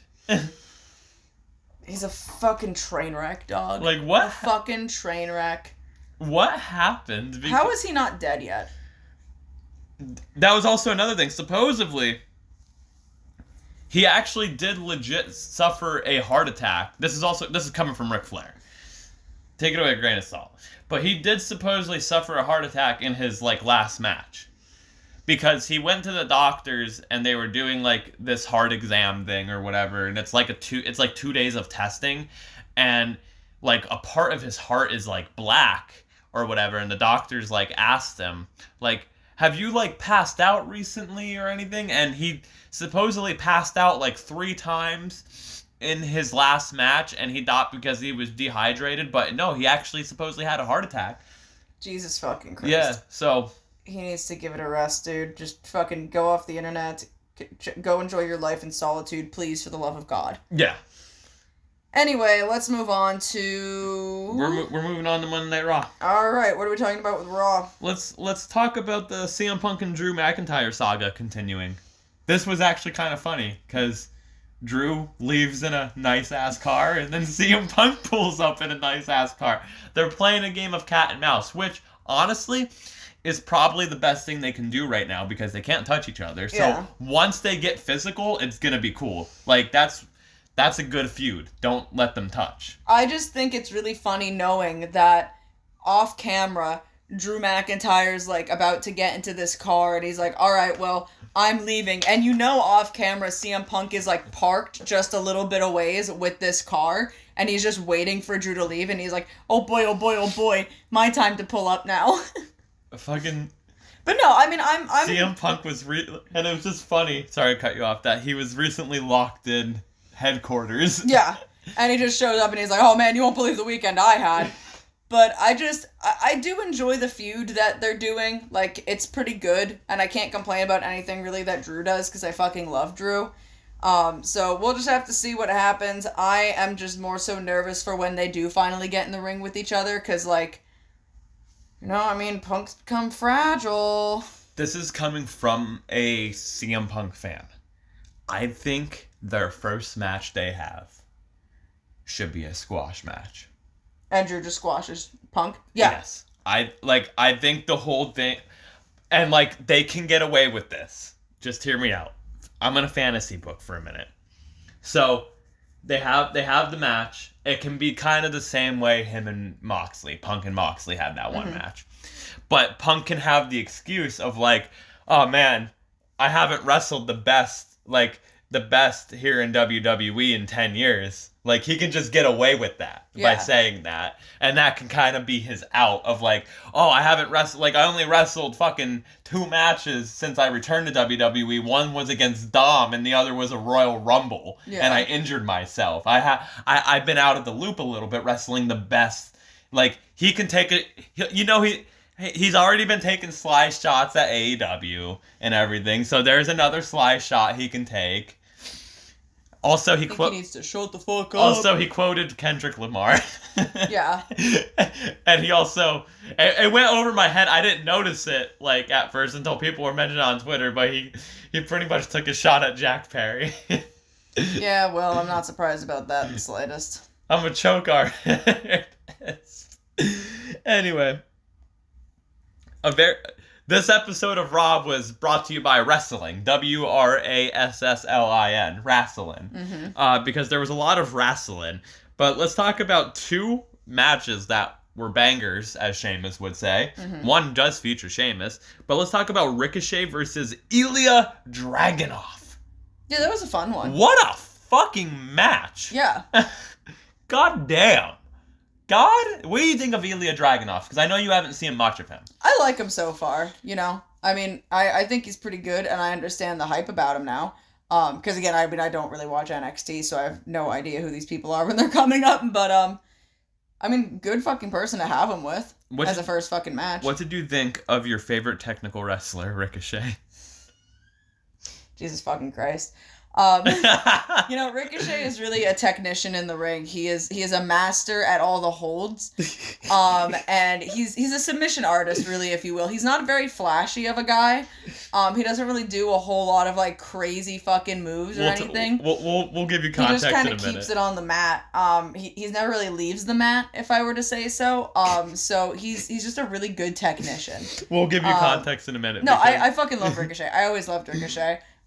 Ricochet is the type of guy that I'm just like, not to sound like this type of guy and whatnot, but like every time there's a Ricochet match on, people are losing their fucking minds over it because he's good and he's fucking great. And like people like fun flippy shit. You just have to show it to them more. And every time I see a Ricochet match, I'm like, people want this. He's like the crowd. He's the speed champion. Yeah, the crowd is always into it. Like this is like people want more of this. You should be showcasing more of this. So, I'll never complain about seeing him on my TV. Yeah, no, Ricochet's good. I always loved Ricochet. Now let's talk about another banger. Gunther versus Sheamus. Gunther, I didn't see this match. Your favorite high flyer, Gunther. My favorite high flyer, Gunther. I didn't see this match because I think you were tired and we went to bed, so you probably rewatched this without me. I did rewatch it. So yeah, I didn't see this match, but if it was anything like their first one, it was a banger. It was like their first one and their second one. They beat the shit out of each other. This one was a little bit slower paced because Sheamus, Well, the whole story of this match was Sheamus's leg. Yeah. Gunther was working Sheamus's leg, and I wrote down, I love that Gunther uses a different finishing move in every match because this one he made Sheamus tap out by It was I think a Boston Crab, I believe, if I'm wrong, but it was something to do with his leg. Okay. But anyway, let's give context on Ricochet being a technical wrestler. No, hold on. Let me ask, because I didn't get to even see this fucking match. So Gunther, did he do like the fancy stuff he always does? Like, was he like flying and soaring through the air? He did a fucking 630 Poison Rana. No fucking way. Triple Indy. Did he do like Canadian. 3 Canadians back to back like he always does? Yeah, and Sheamus no-sold the fuck out of them. And then did he do like a fucking Black Arrow off the top rope? That and a 630 Black Arrow. Oh, that's fucking crazy, man. I'm really upset I missed that, because Gunther's my favorite high flyer. You know, like, I am a huge fan of high-flying wrestlers and flippy indie shit, and when I think flippy indie shit, I think Gunther. Do you know when you bounce off the ropes, you're instantly a high flyer? Yeah, and did you know that when you are on the mat, you're a technical wrestler? Yeah, like you're just... Yeah. When you lock up, you're a technical wrestler. Like, let's look... we're watching WCW now. We have Ultimo Dragon versus Juventud Guerrero. These are two of the best technical wrestlers I've ever seen in my life. Look at this. Fucking... Look at this technical fucking bullshit. Okay, I mean... Well, I mean, he just did a schoolboy. Yeah. But, I mean... Yeah, man. Whenever I think high flyers, my first thought is Gunther. Well, all right, let's give the people fucking context of what the fuck we're talking about here. Let's see, because I'll end up getting myself canceled by calling this guy a fucking idiot. So okay, so there was this thing going around on Facebook.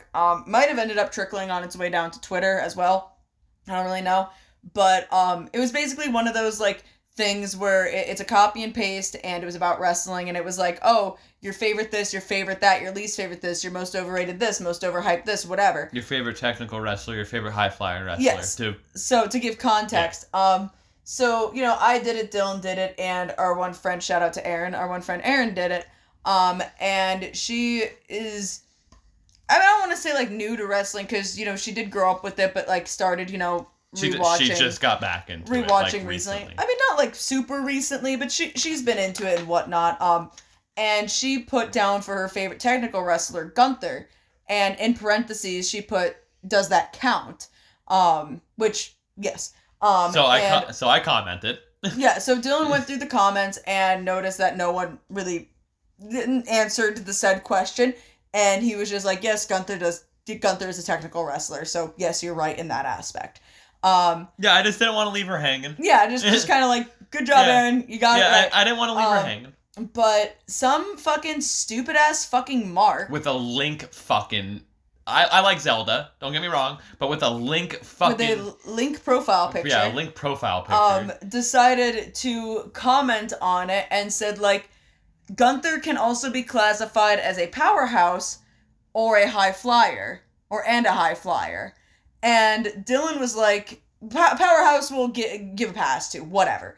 But, well, yeah, he does power moves. Yeah, but Dylan responded back and said, Gunther's not a high flyer, like, at all. Like, he does, like, a frog splash from the top rope. He does a... But, like, he doesn't high fly. He doesn't... No. He's not doing Juventud Guerrera shit. He does a drop kick, and he does a slam or something off the top rope or whatever. If you're slamming someone down from the top rope, though, that's also not a high-flying move, but nonetheless. And he was going back and forth with Dylan, being like, no, he's technically a high flyer. And I'm like, no. And I was like, I fucking hate these fucking people. I was like, he's not a high flyer, bud. I commented on it, and I said, just because he does a slam from the top rope and a drop kick does not make somebody a high flyer, and if that does in your book, I really would hate to know what you classify Ricochet as. And then, mind you, he calls me an idiot and then blocks me. Yeah, and they blocked Dylan. And he responded to me and said, well, Ricochet is a technical high flyer or something. And I'm like, this is the most incredible thing I've ever heard in my entire fucking life. I was like, this is actually insane and incredible. Oh my God. And he blocked Dylan, but then he didn't block me. Yeah, and then Lyssie stalked his profile, And the first post that you see is, does any of my female friends know the rules of soccer? Because I need someone to explain it to me. So why do you need your female friends to explain soccer? Your female friends specifically? You fucking dumbass. You can't have male friends do it, or, use Google, which is free. You dumbass. But then, apparently, this guy, went off, on Erin's post and just started, spam commenting on everything she fucking posted. So she was like, help, this guy won't leave me alone now. And Dylan blocked him, or he blocked Dylan, so Dylan couldn't do anything and he couldn't see anything. So I was still not blocked. So I commented back and I was like, dude, get the fuck off her fucking profile. She has a boyfriend who will fucking kick your ass, and a girlfriend, which is me. What was he saying that was being spammy? It wasn't it wasn't like he was necessarily being rude or anything, but he just went on everything that she posted. She posted a tattoo that she did, and he was like, oh, cool tattoo. And then 2 minutes later would go on the post of her cat and be like, cute cat. And then 2 minutes later go on another one of her posts and just be like, great pic or something. It was just shit like that, but literally in very quick succession. What the fuck? Immediately following this whole thing. So I was like, dude, back the fuck off. She has a fucking boyfriend. He will kick your ass. I will help kick his ass. Get your fucking stupid ass Mark ass fucking off her fucking post. You piece of shit. Fuck off. Cause here's the thing, right? If someone was to make a mistake and whatnot, or be corrected, that's fine and whatnot.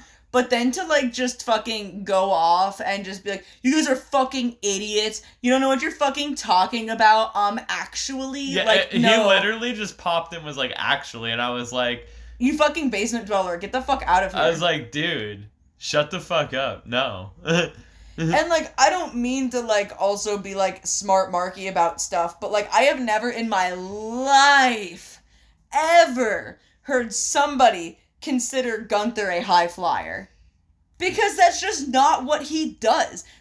Again, going back to earlier, I'll argue people on shit that is stupid. That is quite literally that is factually incorrect. Yeah. That is not an opinion-based thing. If I were to meet Gunther, right?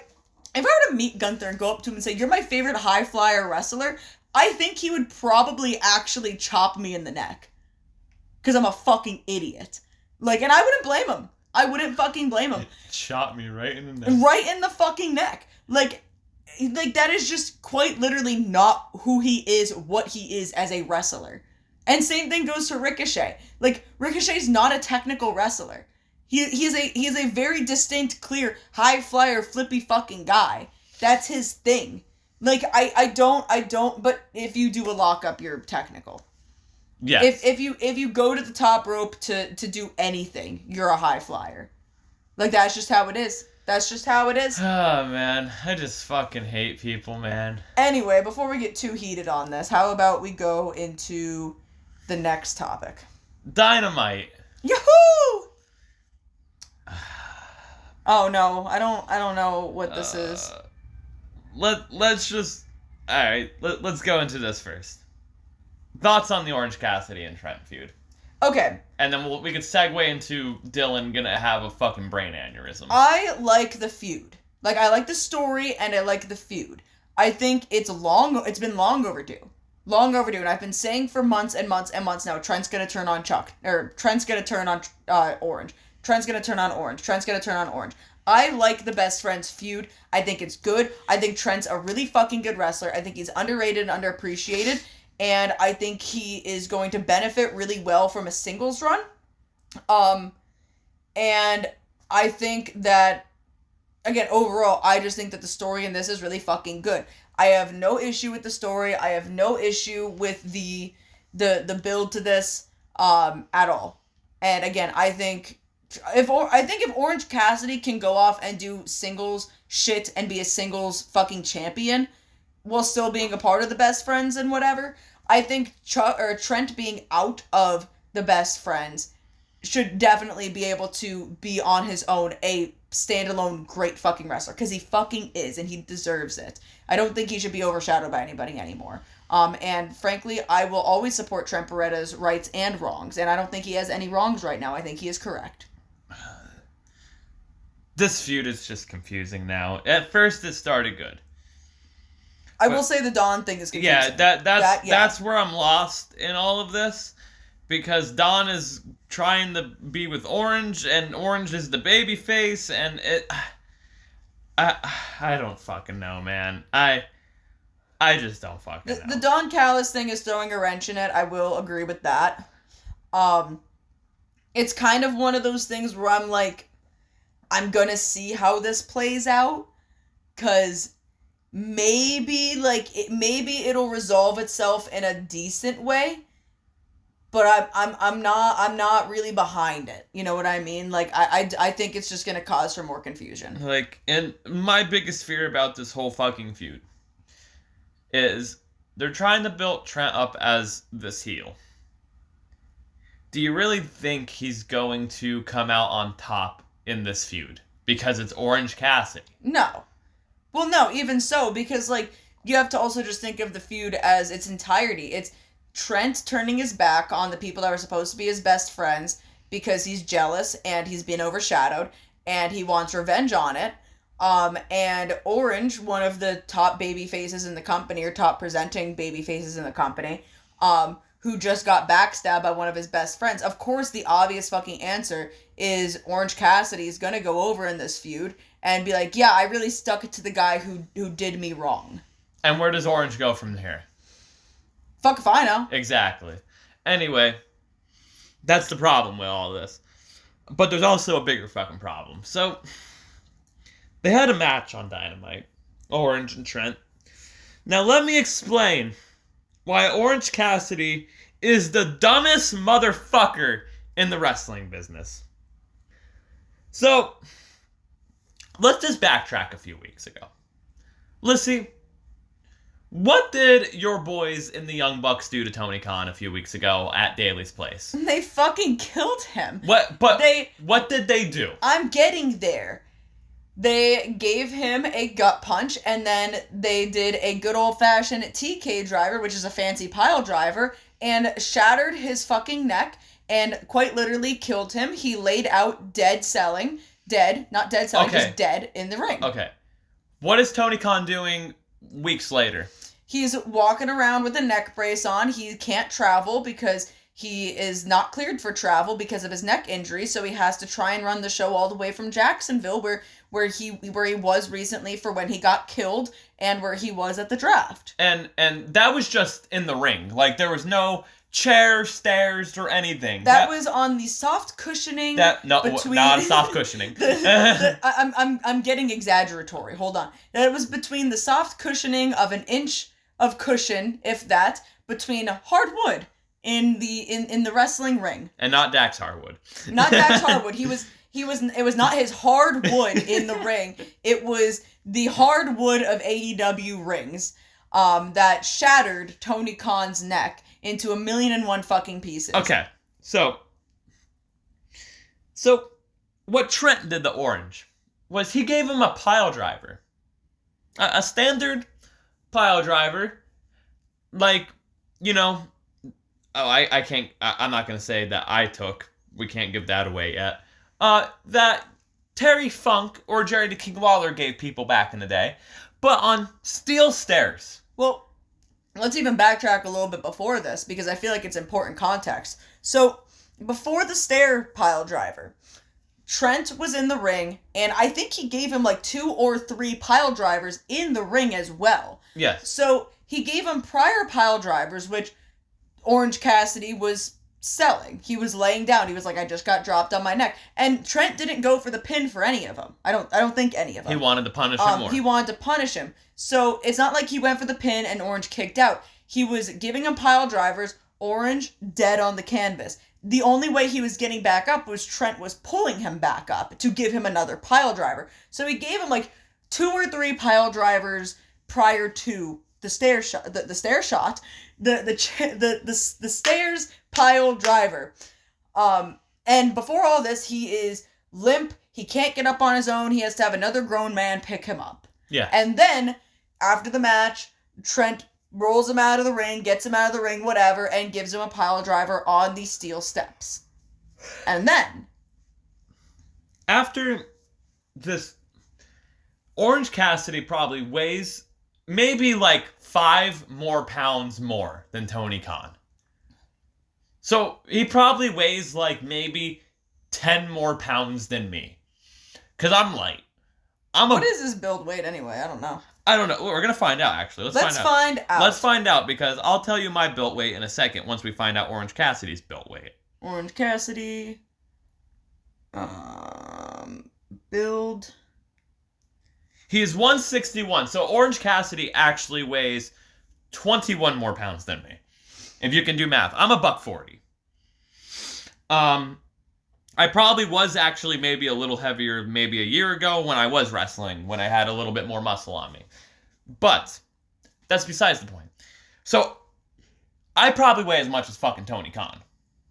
Yeah. I mean, and Tony Khan's shorter too. Yeah. Like, obviously his build's different, but... This motherfucker, this dumb, killing the business, dumbass motherfucker gets a pile driver on steel stairs. Steel stairs. They make a fucking noise when you get hit with them. It's like thunk. Yeah. He gets up a minute later. Yeah. Like, no fucking problem. Yeah. And I actually... No selling it. Dylan was freaking out about this the following day. As was everyone else. Yeah. Bully Ray and everyone. No. I'm just saying, like, Dylan was freaking out to me about this the day after.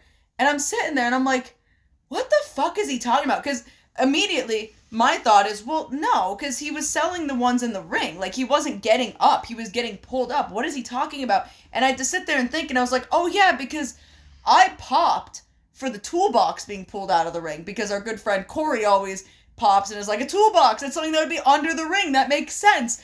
So every time a toolbox gets pulled out, I'm like, oh my god, a toolbox. And I was like, yay. And then I sat and I thought about it and was like, wait, why would the toolbox have even needed to be brought out? Like, why was I even excited about the toolbox? Because why was it in existence? And it was because, like, Trent went to go get the toolbox, and when he went to go get the toolbox, Orange Cassidy was getting up, and I think he had, like, a chair or something. Yeah. And I'm like... And then they continued to fucking brawl afterwards. Yeah, and I didn't even fucking, like, put the two and two together until Dylan mentioned it. And normally, again, like, I'm sitting here and I'm like, take as it is for what it is, you know, and just enjoy wrestling. But it makes no logical sense to me, and it's hard for something in wrestling for me to sit down and say, this makes no logical sense to me, when you take 2 or 3 pile drivers in the ring that, with an argument, is softer than on steel steps. And mind you, I know we evolved in wrestling and stuff, and people no-sell Canadian destroyers. Cody Rhodes just no-sold a burning hammer. When's the last time you ever seen that in WWE to begin with? But also, I get it.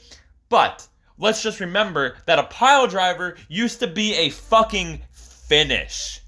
But again, also, like, I'm just saying, like, you just sold the fuck out of 2 or 3 other pile drivers that you took in an area that is arguably a better area to take it than on solid steel steps. And you dead sold them. You were dead weight. You could not get up. You had to have another man pull you up.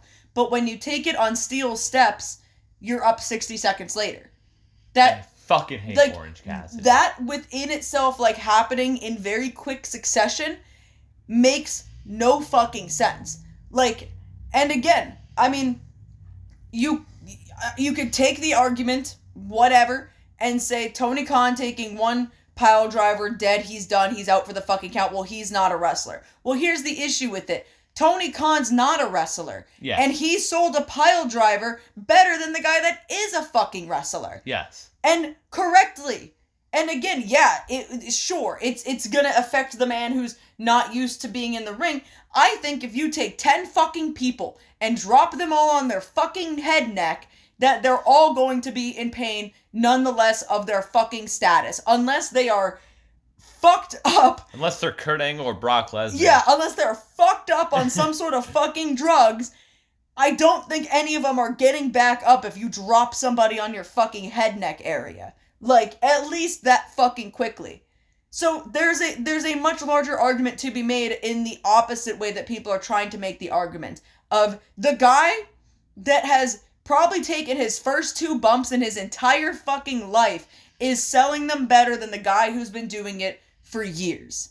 That's where the problem lies. And again, I'm not one to bitch about stupid shit in wrestling. I love stupid shit in wrestling. It makes for fun. I don't know. That's the way that I fucking feel about it. But if we just took the pile driver on steel steps and that was it, and there was no other pile drivers through succession, Dylan will definitely disagree with me on this, but I would give it a pass. I'd give it a fucking pass, and I'd be like, alright, whatever. But the fact that you just got dropped on your head neck 3 other fucking times prior to this, you should be taken out in a fucking stretcher. Like, no, in my opinion, I'm not even counting the pile drivers in the fucking ring. I am. You got pile driven on steel stairs. This should have been a fucking angle to write Orange Cassidy off TV for a few fucking weeks. Yeah. No, he gets up. And I mean, again, you could, even if you don't want to take into account, I would argue take it into account of the other pile drivers, because not only did he take the trauma however many times prior. Well, that proves that, I just wasn't counting the pile drivers beforehand, because guess who didn't fucking give a shit about this match, and guess who didn't pay attention for this match? Me. Well, I'm just saying, like, you could have even wrote that into that story of just, like, he finished him off by giving him a pile driver onto steel steps after giving him incredible head and neck trauma in the ring via a punishment. I'd rather Chuck Taylor do the invisible hand grenade spot than fucking watch Orange Cassidy ever wrestle again. I'd rather watch the Young Bucks do their childish fucking comedy, almost a commentary, but the same fucking thing. Oh, I would love to hear them on commentary. I'd rather see the Young Bucks do what the fuck they're doing now than watch Orange Cassidy fucking wrestle, because he's a fucking dumb motherfucker. Well, what the Young Bucks are doing now is really good. I fucking hate Orange Cassidy. I'm glad people are finally fucking seeing it. He is overrated as fuck. He needs to go away for at least 6 fucking months. I'm sick and tired of seeing this dumb ass motherfucker on this fucking TV fucking program week after week. And I don't care that I'm channeling my inner Jim Cornette right now.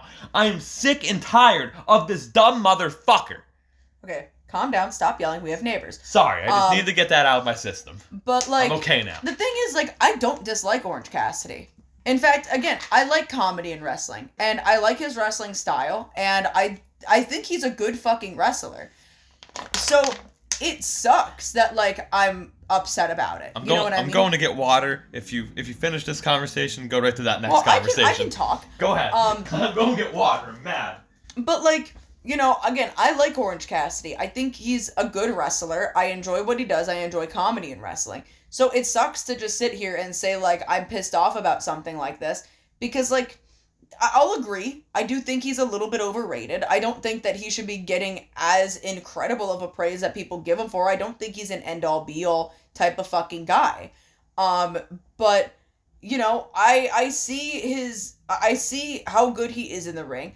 And I see the potential. And again, with the storyline with Trent and Orange, and I mean, unfortunately with Chuck, you know, he may never wrestle again. But even if you want to tie in the story with fucking Chuck as well, I think it has really good potential to be a good fucking story. And I feel like this whole thing was just a missed opportunity. And again, I think it was really fucking stupid. I don't think there should have needed to be a brawl after this. This should have just been a one and done. Orange took all of this fucking punishment from Trent because Trent's fucking mad at him and he wants him to be done and gone with. And then Orange could have been done and gone with for a couple of months.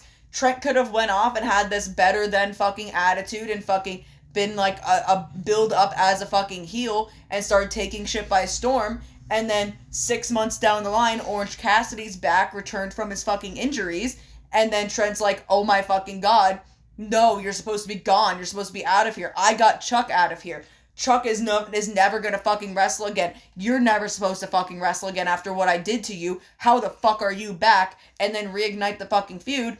And then you could have Orange go back on top or whatever. I don't fucking know. But I feel like it was a really big missed opportunity. Like a really fucking big missed opportunity. Want to know who the best member of the Best Friends is?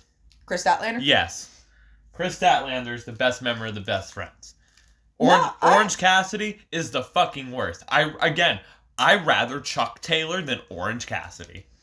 I mean, I love Trent. I mean, I love Chris as well. But I'm a big Trent Beretta guy. So, you know. Hello, Ghost. Welcome to our recording studio. I fucking hate Orange Cassidy. Anyway, moving on to the next thing.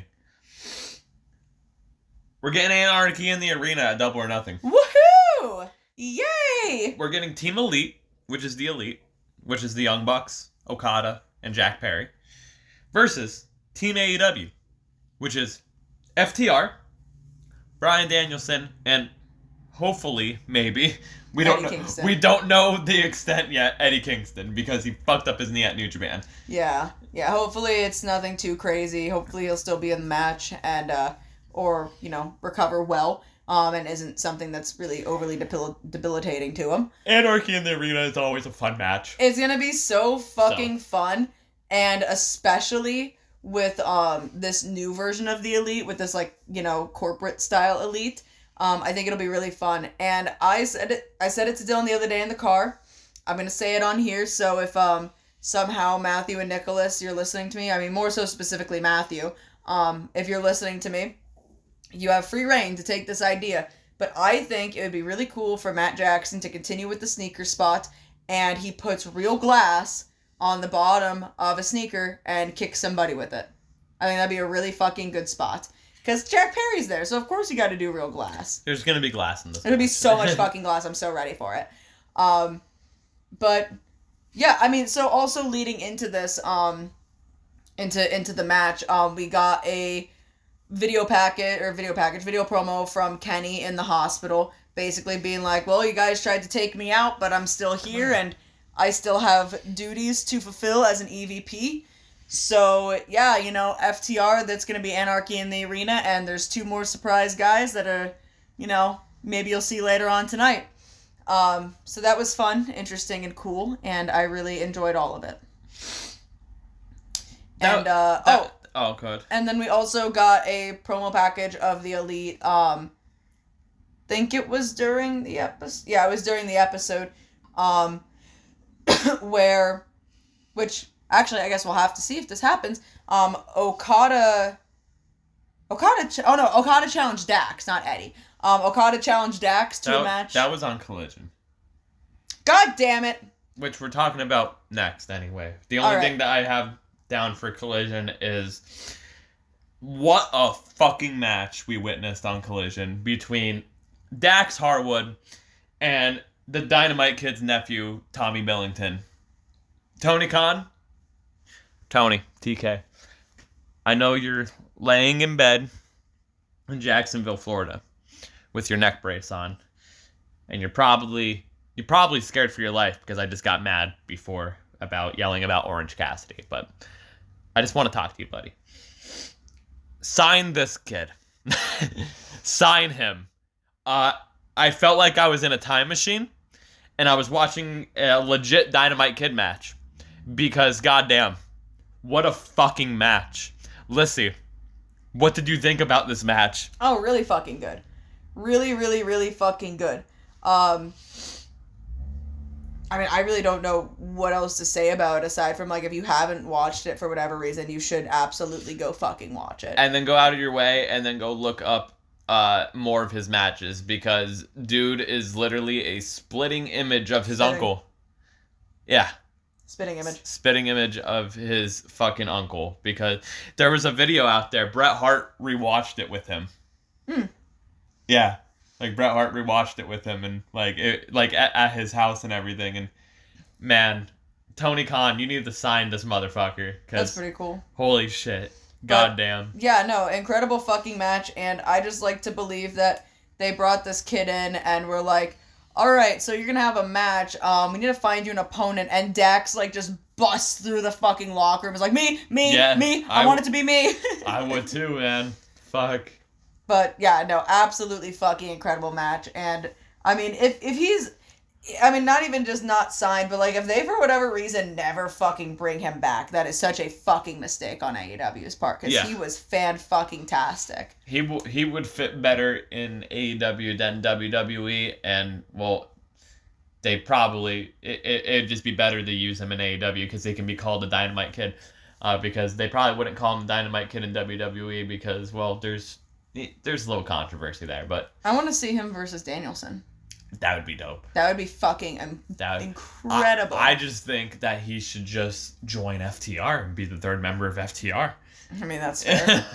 To be honest with you. But no, I think he was fucking fantastic. So, excited to see if he shows back up again. And it seems like we're getting a Dax mini singles run yet again. Yeah, right? Because we're getting Dax versus Okada on Wednesday. I'll never complain about a random Dax run, you know. Bro, remember like Dax's like mini wrestler of the year run in 2022. Yeah. Just having random matches just left and right. We got to see him versus Cash live. Oh, that was fucking awesome. That was such a good fucking match. Him versus Punk was good. Like Dax just randomly just has these matches and they're always good. Yeah. I think like his last singles match he had was against Ospreay. Maybe, yeah. He faced Ospreay, and that was good. Like, Dax is always good, bro. Dax is good. I would like to see Cash wrestle more singles matches, but Dax is like... it seems like he's all reliable at times. Oh, God, yeah. But, yeah, no, fan-fucking-tastic match. I'm not going to complain about a Dax Harwood match. But anyway, let's get into the meat and potatoes of this episode, of, like, what this whole episode was actually about, and that is our SmackDown adventure. Mm-hmm. So... SmackDown was from Wilkes-Barre, Pennsylvania, and we went. And it was a fun time. It was. It was a fun time. Minus the merch stand. I was going to say, there was one big hiccup that the fucking pissed merch, me off. The merch stand was a nightmare. I think I will never go to a merch stand in that fucking arena ever again. Well, here's the thing, it was so disorganized. Right? This is not our first experience at this arena. No. At all. And, you know... I've never had an issue like that getting merch at this arena before. It was so bad. But it was, there was no, like, clear signs of, like, there was no, like, ropes up to, like, designate a line in any way, shape, or form. It was just kind of like a free-for-all type of thing. And it was fucking awful. Like, everyone was, like, pushing and shoving, trying to get to the fucking front. I was literally sandwiched between two people at one point. And not to sound like this fucking person, but the dude that was behind me was like, kind of felt like this man was trying to push himself up against me intentionally. And I was starting to freak out a little bit. So like, you know, I'm like grabbing on Dylan's arm and I'm like having like a panic attack and I'm like, I need to fucking like, get the fuck out of here. I ended up pushing this dude off to like the left side. Yeah. I was like, we got up to the counter and like, the person in front of me, holy fuck, just kept asking for shit. And like the lady at the merch stand saw that I was visibly getting annoyed, not by her, but by this dude. And she was also getting visibly annoyed because she even told me herself pretty much. Because she would come back to the table with the shirt or whatever he asked for, and then she would have to go back and grab something else. Because he was just like, give me one of these. Okay, now one of these. Okay, and now mind one of these. I'm next in line. I'm like 45 minutes in this line. I told Lyssie and my uncle to just go around the corner. Yeah. Because I was like, all right, I'll get your guys your stuff. Just go around the corner because just in case I need to punch someone in the face, because I was ready. I was fucking ready, and I'm visibly rolling my eyes. Like, holy fuck, dude, get your shit and go because I'm next. And mind you, I'm next, but there's no room for these people to leave.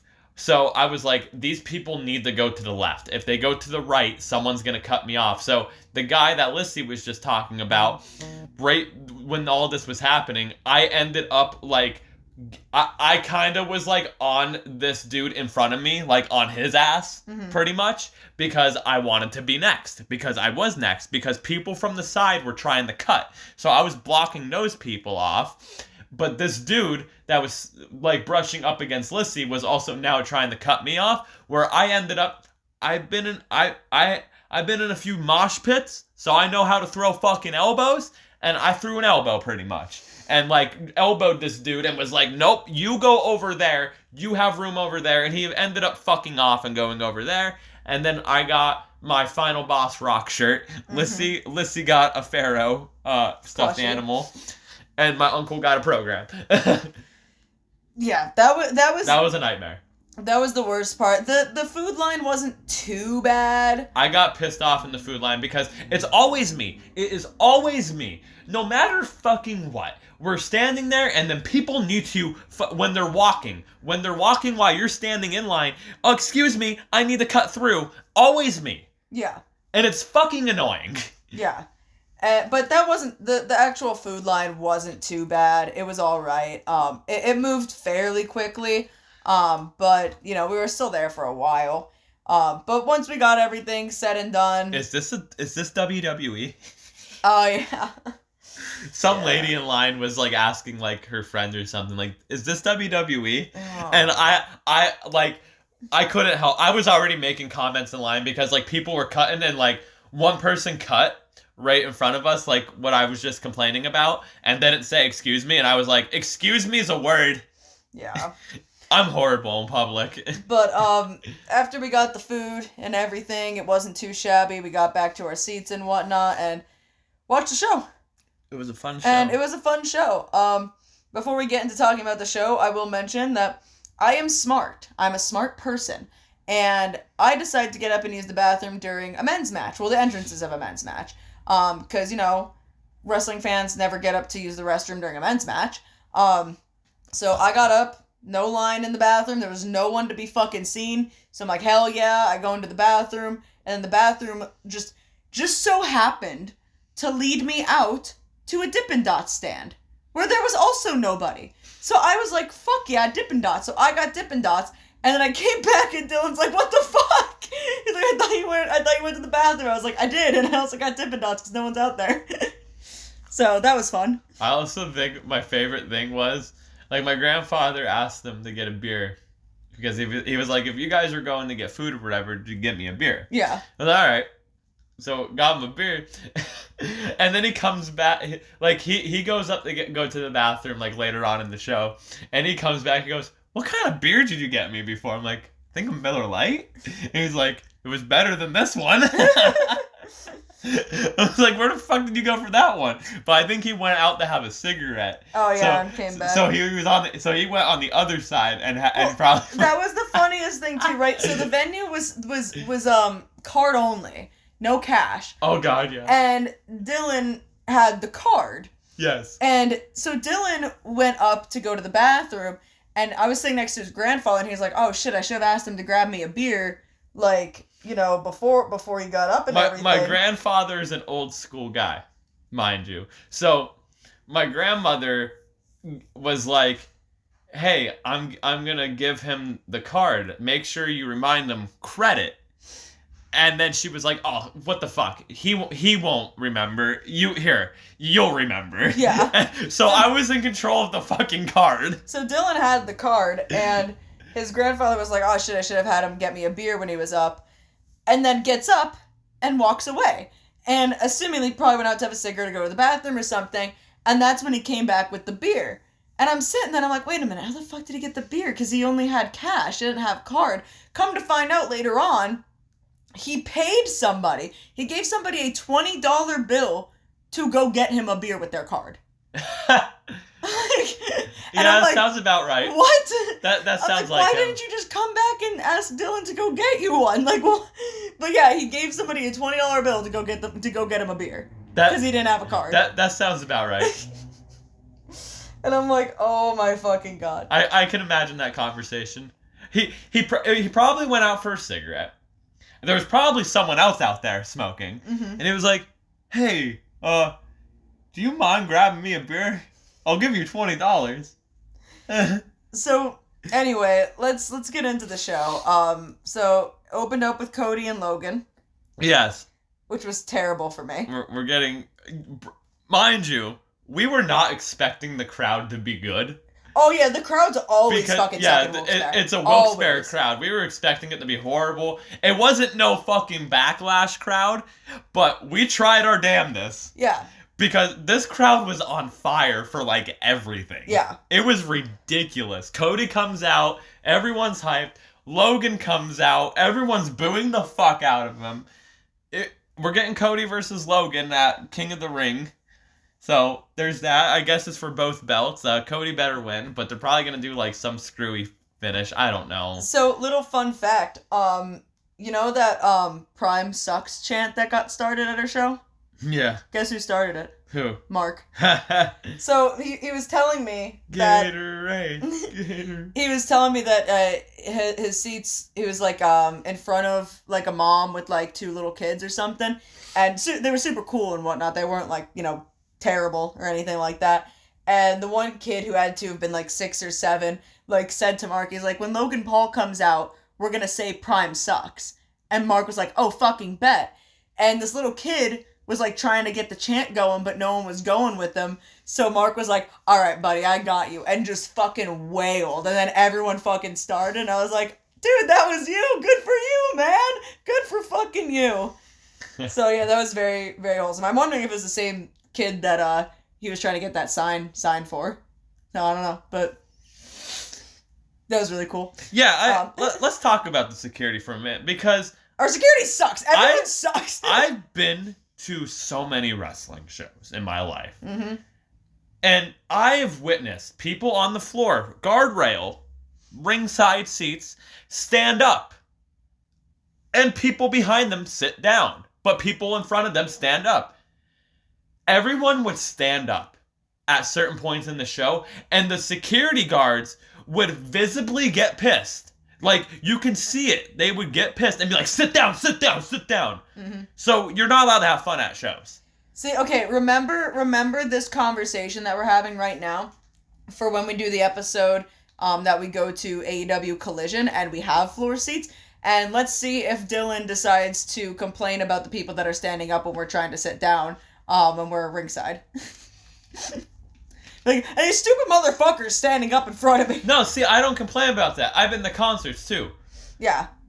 I don't give a fuck. If you have fucking floor seats, that's kind of the territory, that's kind of the risk that you gotta take. The only time we ever were complaining about people standing up was when we went to Dynamite in oh my Atlantic god, City. they just kept getting up and walking. Okay, and also the seats that we had, like, it was kind of a weird setup, because, like, normally when you have seats, you're pretty elevated up from, so, like, if someone is standing in front of you, you could still see over them 9 times out of 10. The whole section was complaining, because it was just the same people that kept getting up and leaving and coming back. Yeah, and these seats were not, like, if someone was standing up in front of you, you were not able to see over them. Yeah. Like, they weren't, like, spaced out well enough. So, and it was like a gaggle of people. It was like 4 people. And it was a constant. It was like after every match. Yeah, and it was even during matches. Yeah. Because that was when that was when we saw the Young Bucks the first time. Yeah. And I was like getting visibly pissed because they were getting up like constantly during the Young Bucks match. And I met a friend in that show. Yeah. Because I was like, I'll just watch Rampage on Friday. Fuck it. And he was like, yeah, they need the ratings anyway. Yeah, like, because we weren't able to fucking see. And I was like excited because it was the first time I got to see them. And these people kept getting up and walking like directly in our view. And again, it wasn't just one person. It was like the whole section of people getting up. Yeah, like they were just better off like not sitting in their seats. Yeah, because honestly, they were better just like standing in the stairway. Yeah, because it was so annoying that time. It was terrible, and like quite literally, our whole section was just like yelling at them, like, "Dude, sit the fuck down, or just send one person." Like, what the fuck are you doing? But yeah, no. So anyway, let's get back to SmackDown. So Cody and Logan, and then we had Naomi and Nia. Which was the crowd was hot for it. The crowd was hot for it. We had the King and Queen tournament first round matches. That was pretty much our show. It was pretty much the same thing as Raw. But we had Naomi and fucking Nia Nia. Jax. What else did we get? I don't remember what I did yesterday. We got Jade and Piper Nevin. Which we got to see Chelsea. Chelsea Green.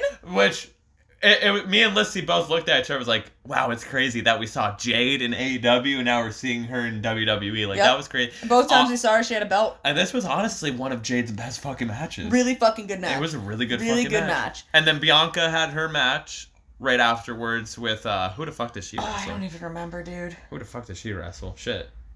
I don't remember. Bianca had a match right afterwards. We had 3 women's matches, which was really fucking cool. Yeah, it was women's heavy. Yeah. And then we had the men's. Yeah, we had Tama Tonga and Angelo Dawkins. Yeah. Which that was a pretty fun match. That was when I got my Dippin' Dots. Yeah, but that was a pretty fun match. We got to see Paul Heyman and the Bloodline. Paul Heyman looked shook the whole fucking time. Yeah. I could have done without seeing Angelo Dawkins and whatever, but fucking whatever. But it was still fun. And then the main event was Randy Orton and AJ Styles. Yeah. God damn. That was really fucking good. And dude, I'm so happy that everyone fucking pulled for Randy. They sung his song. Oh my god. France started something. Mm-hmm. France started something. Dude, that entire fucking crowd the whole time was just Randy, Randy, Randy. It was really good. Everyone was on fire for it. Randy picked up the win. Your grandfather looked over at me during this match and he's like, who the fuck do I cheer for? I like them both. Yeah, he likes them both. I'm like, well, AJ's the bad guy. He likes them both. No, that match was fucking killer. Then we had some dark matches afterwards. It was Shinsuke and Braun. Oh my god, I was so happy to see Shinsuke, dude. Oh, I fucking love Shinsuke. And actually, because Erin was at the shop today helping us paint, and I was talking to her, and she was like, did you see me looking directly at you when Shinsuke came out? Because, like, and I was like, oh yeah, dude, I saw you guys. I threw up the peace signs, and then Shinsuke's fucking music hit, and I just went, woo! And I lost it because I fucking love Shinsuke so much. It was great. Like, he's so good. I was so happy. I was so fucking happy that I was able to see him. Because when he got drafted to SmackDown, I was like, oh, fuck, yeah.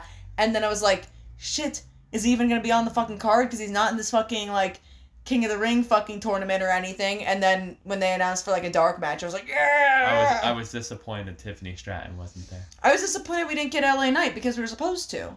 Yeah, they had their matches at the live event. Yeah, so I was like, man, I really thought we were all going to get to say, yeah. Yeah. Oh, and then we had Jay and Gunther. Well, yeah, that was the main event dark match. We had main event Jay Uso and Gunther, and holy fuck, man. Like, yeah, seeing Jay Uso be over as fuck just watching him on TV is one thing, but witnessing it live, and mind you, this was a dark match, so, like, it was a sold-out show, but, like, a couple hundred people left. Mm-hmm. Like, beat traffic and everything, that happens. We stay, obviously. But man, holy shit. Dude, he threw his shoes into the crowd. He signed his shoes and threw them. And so did Cody. Yeah, after the match, Cody came out because the match ended in a DQ. Gunther kicked Jay in the dick. They just had it was a really fun match. Yeah, it was a fun match. Jay was trying to get Gunther to do the fucking yeet and all of that. Yeah.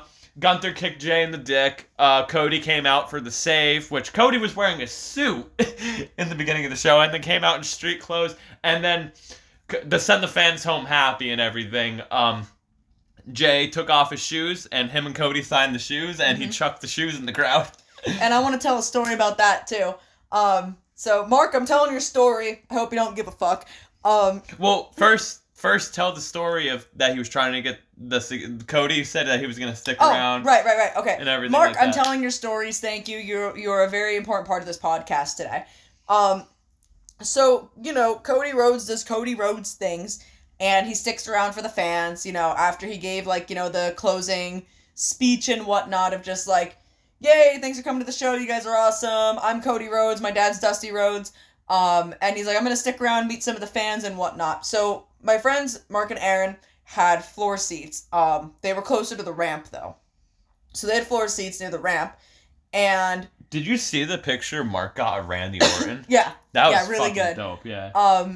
And they go up to the rail to, try and meet Cody and whatnot. And there was a kid that had a sign that he wanted signed from Cody. So Mark was trying to help this kid get the sign signed. And actually, I have a little bit more information about this story also. After from hearing more now. So Mark's trying to get this sign signed by this kid, or for this kid from Cody. And I guess Cody just kind of he skipped over them. I don't know if he just went to the person next to them or if he went over to the other side of the rail or what it was, but basically missed them. And then security comes over to Mark and Aaron and they're like, all right, guys, you gotta fucking leave. You gotta leave. You gotta get out of here. You gotta get out of the arena. And they're basically kicking them out. And they're like, get out of here. Because security sucks. It's this type of thing. So they start leaving. As they start leaving, Cody comes back to where they were. Wow. Right back to where they fucking were. Which, obviously, that's not Cody Rhodes' fault. That's not his fault. That's the fucking Wilkes-Barre fucking security fault. There's a lot of fans there and a lot of fans that want to meet Cody, and obviously not everyone is going to be able to meet him. There was a lot of people on the floor. Hey, Mohegan Sun Arena, Wilkes-Barre, Pennsylvania. Hire better security people. So, if that security guard just gave them, I kid you not, probably 30 more seconds, they probably would have gotten it signed by them. Yeah. By him. So, that, again, not Cody Rhodes' fault. He's doing the best he can to try and make every fan happy. And, of course, Mark is I'm not mad at Cody, I'm not mad at him. I'm mad at the fucking security. So, that is what it is, and that fucking sucks. We always get the worst security. Always get the worst fucking security. But, let's tell another Mark story. So, he was leaving the arena. Him and Aaron were leaving the arena. And, getting out of concerts or shows to begin with, the traffic's fucking terrible. Not for us. Not for us, but easy for everybody in, else. Easy out. Not for us, but for everybody else, it was fucking difficult. So, there's lines of cars. And there was a car a little bit ways back that was leaving some room. And the person that was in the row, next to Mark, she pulls out. And Mark's like, okay, cool. She got let out, so, someone did something nice for her. She's gonna return the favor, do something nice for us. Of course not. Of course not. Never. That's never how it fucking works. But, it should work that way. So, there's, a little bit of a gap between this lady that just pulled out and the other car. Just enough of a gap. So, Mark starts inching forward. And as he starts inching forward, this lady sees him moving forward and decides to close the gap and start yelling at him and saying, no, you're not getting out, no. And Mark's like, okay, bitch, now I'm definitely getting out. So he starts pulling out a little bit more. She starts closing in again. No. Car in front of him's moving, Mark's moving, she's moving. This whole thing goes on back and forth for a while. So he's pulling out, his car's out more than, it was before. She's still refusing. She's like, if you hit my fucking car, I'm gonna fucking sue you for everything that you have. My kid's in the car. And Mark said her kid was probably 15 years old. So probably completely fucking over this bullshit already. He's like, I'm gonna sue you for everything that you fucking have. And he's like, bitch, I don't got nothing. Go ahead, fucking try me. Also, I'm not gonna fucking hit you because we're going at under a mile per hour. We are inching. We are crawling through this parking lot. So he finally, after this back and forth goes on for what he said was probably 10, 15 minutes, whatever, he finally gets majority of his car out. He is in this fucking line.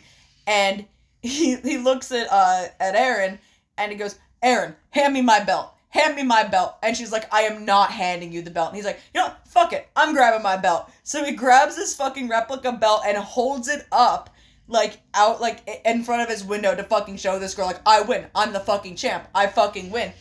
And then this lady pulls out Jey Uso's shoe because she caught it. And he's like, all right, so you had a good fucking night. Why are you being such a bitch about everything? You had a great fucking night. What the fuck is your problem?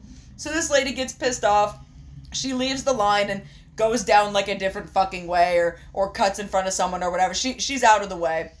And then Mark's in this line and he's looking and he's like, oh, that line over there is moving a lot faster. So then he leaves this line that he just caused this huge fucking problem over just to fucking leave quicker. I also have breaking news. Breaking news? Cash Wheeler's trial for a charge of aggravated assault with a firearm has been canceled.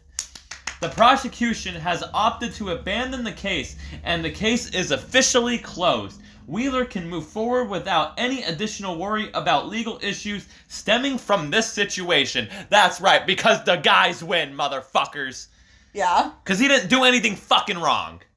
I mean, I don't necessarily agree with flashing a firearm at somebody as a form of threat. However, he didn't kill somebody. Exactly. So it was just a little bit of road rage, and it was a bad decision on his part and a mistake on his part.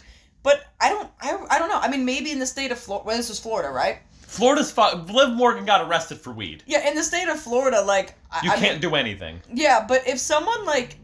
I don't know. I mean, like... Honestly, if I'm driving in Florida, I probably have a gun in my car because I don't trust Florida drivers. Yeah. Yeah, I mean, honestly. So, like, I don't know. I mean, I get it. Like, yeah, that's a scary situation. And, like...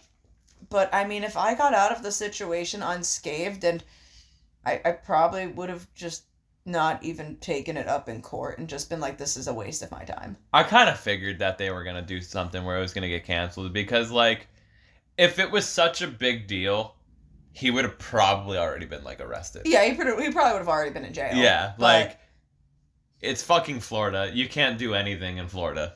You can't do anything, but you could also do everything. Yeah. I don't know. It's a fucking weird place. Can't even smoke weed in Florida. What the fuck? You can't be fucking gay in Florida. You can't. So. Can't do shit. Anyway. Supposed to be happy. Fucking Disney World's there. Yeah, right? Fucking... because Disneyland's in Cali. Yeah. I'm still mind-blown about that. I know this is a wrestling podcast, but I'm just still mind-blown about that, what you told me the other day about, if, like, you die at Disney World, they take you off of the premises. Yeah, because they don't want any deaths to be accounted for in Disney because it can, quote-unquote, ruin the magic. So, like, if I just die of a fucking heart attack... They're wheeling you out into the parking lot. Yeah. They're taking you off the premise. Fuck Walt Disney. But, anyway, I think this kind of closes out the episode to Wrestler of the Week, right? Wrestler of the Week. All right. Can you hand me my water really quick before I ask you this important question because I've been talking so much and my throat hurts. Still rocking the Cucumber Lime Smart Water, everyone. Stay hydrated out there. Stay hydrated. It's getting warmer with out. Some Cucumber Lime. Smart Water sponsor us. Okay. It's getting warmer out. I'm keeping it with me because it's a bottle. Dylan. Yes. Who is your Wrestler of the Week? My Wrestler of the Week is kind of a continuation of the whole Hart Dynasty. From a few weeks ago, I did Bret Hart. His tail was puffed up. He's probably playing with Dee Dee or Ghost or something. Anyway, or Cass being weird. But my Wrestler of the Week is the original Dynamite Kid from the British Bulldogs. Okay. Yes. Tell me about him. I fucking love him. Okay. He's a great wrestler. He's very underrated, very underappreciated because he struggled in his personal life. And he's done some like pretty bad, like I don't want to say bad things, but things that aren't okay. Yeah. And whatnot, but you gotta be willing to separate the art from the artist at times, and this is one of those situations. He didn't Chris Benoit anyone. Not the, like, I know that's a very dark comparison and everything, but, like, that's what I was making it sound to be at first. But, like, he had problems with his wife and drugs and stuff like that and everything, but, and he lived a sad life in his later years and everything, but what a great fucking wrestler, man. What he from his Japan stuff to his WWF stuff when he was teaming with the British Bulldog, who was, this was before he was the British Bulldog. It was Davey Boy Smith. They were known as the British Bulldogs. And it was Dynamite Kid and Davey Boy Smith. Dynamite Kid was technically a part of the Hart family through marriage, marrying one of the Hart girls, and was trained by Stu Hart and everything, and he's had great matches all over the fucking world, man. Very underrated. Probably one of the most underrated out of the family itself. Ask me questions about him. Let's go. Come on. What's your favorite Dynamite Kid match? See, like, the easy one would be like, oh, it's simple. It's him and Tiger Mask. Any fucking match against him and Tiger Mask, which you've seen. You've seen him versus Tiger Mask. Yeah. And Sorry, whatnot. my vape died. Okay. Okay. Um. But also, the British Bulldogs as a tag team versus the Hart Foundation, which is Brett and Jim the Anvil Neidhart. The British Bulldogs versus the Fabulous Rougeaus. Dynamite Kid versus Bret Hart from Stampede Wrestling. You name it. He's had some great fucking matches, bro. Oh, Jesus fucking Christ. Our microphone's falling. Oh, my God, Lyssie. I'm sorry. It's not my fault. This stand sucks. Ask me more questions. I don't know. I really don't know what else to add. How did you find out about the Dynamite Kid? DVDs. Okay. DVDs and the Darkside of the Ring that came out a few years ago. Learned more about him and everything. But DVDs, documentaries on YouTube, interviews from like the likes of Chris Benoit and even Jericho and Bret Hart too and whatnot. Benoit, like, I don't give a fuck what anyone says. I'm talking about Benoit. Benoit was influenced by Dynamite Kid. Mm-hmm. That's where he got the flying headbutt from. I mean, that was the downfall of it all and everything. But Dynamite Kid, great fucking wrestler. His nephew is literally a splitting image of him. Spitting. Same fucking thing. Splitting, spitting, same thing. Why are you spitting? Continue. He had an unfortunate injury. It goes back. You're probably wondering, like, when Jericho and Ospreay were having their feud for Wembley, of like, remember when I told you, like, you should tone it down or you're gonna be like Dynamite Kid, you're gonna be in a wheelchair? That happened to Dynamite Kid. He got a serious back injury the one time where you can find it on YouTube. They were having this match. The British Bulldogs were having this match, and he got shot off the ropes. And as he got shot off the ropes, he just went down.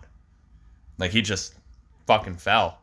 And his back pretty much gave out because his back was so fucked up and was deteriorating and everything. And a couple of nights later, Davey Boy Smith pretty much had to, like, carry him to the ring because they were the tag team champions and they had to lose the tag team titles.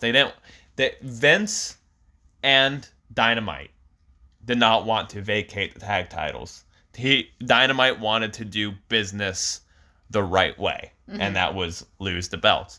So they had, like, this subpar, like, 5-minute tag match where Dynamite didn't even get tagged in. But I think he got tagged in for, like, a minute or something, and after the match, they went backstage, and all the boys back there gave them a standing ovation. Yeah. Because he did the right thing for business. And, I mean, that was pretty much the downfall of him, unfortunately, of the drug problem started. He spent his last years in a wheelchair, and just unfortunately, I forget when he died. Let me look that up quick. I want to say it was recently. It was in 2018 he died, which is an unfortunate thing. He was 60 years old.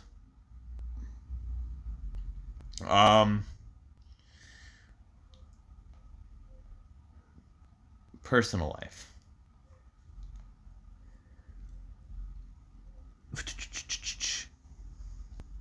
I'm reading about this. Hold on. Jesus Christ, Dylan.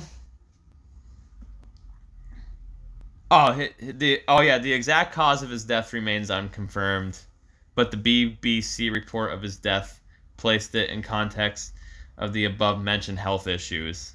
So he was taking a bunch of medications for being depressed and for his health conditions. Mm-hmm. So it was kind of just a mixture of all of that, which is an unfortunate thing. And the whole thing going back to like I don't see his nephew being a part of WWE is because he does have kind of like a weird relationship with WWE, because in 2015 he was named in a lawsuit filed by WWE after the organization received a letter from him indicating that he intended to sue them for concussion-based injuries. So he kind of has like a rocky relationship and whatnot. And he so in 2000 and so he he's had spinal problems. He's had concussions. He's also had heart problems. He was pretty much paralyzed. And in 2013, he reportedly had a stroke. And like I said, he had to use a wheelchair for pretty much the last of, like, in 1997, pretty much. From 1997 to his death, he was in a wheelchair. Yeah. Which was just unfortunate. He pretty much went from like the highest of highs, being one of like the greatest junior heavyweight wrestlers, to just this unfortunate, sad life. Yeah. Because of just, go watch his matches. You'll understand why he kind of ended up the way he did. He was very, very reckless in the ring, but he was so fucking good. And he was a special talent, and I'm glad his nephew is pretty much carrying the legacy, because after watching that match against Dax Harwood, that made me realize that this kid is something special. Mm-hmm. That he's going, if he's not special now, he's going to be special. Yeah. Because holy fuck, like, a lot of things in wrestling, like, there's certain things in wrestling, it takes a lot for me to be like, this warmed my heart watching this. Mm-hmm. Watching that match with Dax warmed my heart, because I was born in the year 2000. So I never got to witness the Dynamite Kid live. Yeah. Or like, I never got to tune in on TV and see the Dynamite Kid. I get that from YouTube or DVDs, the WWE Network. That's how I get to see the Dynamite Kid. I don't get to see it like how my dad did, for example, or stuff like that. But it warms my heart that there is someone that is related to him carrying his legacy. And I was like, is this how, like, watching that match, I was like, is this how people felt watching the Dynamite Kid back in the day? Mm-hmm. Like, that's what I was like, wow, I'm fucking mind blown by this motherfucker. It's a fucking time capsule. Literally. And every time I watch a Dynamite Kid match, I'm sure you've witnessed me watching Dynamite Kid matches before, and it's kind of the same. I'm like, holy fuck, he was so good. Look at this motherfucker. Like, goddamn, like, you have no right to be this good. You, like, there is no, like, how is someone this fucking good in wrestling? Like, goddamn, really fucking good. You have any more questions? Not that I could really think of, no. No, like, I mean, you kind of just went off for a while. So. I did. I love the Dynamite Kid. Like, if anyone's wondering, the best place to start is Dynamite Kid versus Tiger Mask is probably the best one to start with. Mm-hmm. Because I've shown you that match, and you saw people, like, I was like, Lyssie, this is from, like, 1980, whatever. Yeah. And I was like, watch what they do, and just watch the whole crowd fucking come unglued. Because they never seen this before. Yeah. And what did they do? They came fucking unglued. I lost their fucking shit, man. Is that, like, the only, like, Dynamite Kid footage you've ever seen? Or I honestly have you seen no more? idea. You mean, I've probably seen it with you watching stuff on here, but, I mean, I honestly can't recall. So he's just he was something special, and it's a damn shame what happened to him, and That's what, like, it's one of those things, and I've always, Lyssie can confirm this, I've always preached to, when we backyard wrestle, protect yourselves. Yeah. Don't do crazy, stupid shit.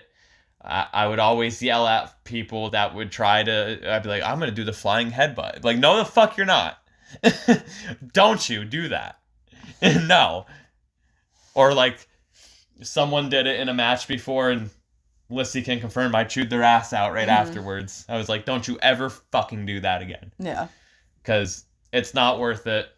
Especially what we know now about concussions and head trauma and injuries in general. It's not worth it. Like, this guy literally gave his body up for the business. Yeah. And it's so sad. And yeah, like he's done controversial things, like in his personal life and everything. And I'm not talking about that. Like that's something else. Like, I don't agree with it. All of that. I'm not talking about Tom Billington, the person. I'm talking about the Dynamite Kid, the wrestler. And it's just sad. It kind of falls in line with Hayabusa. Yeah.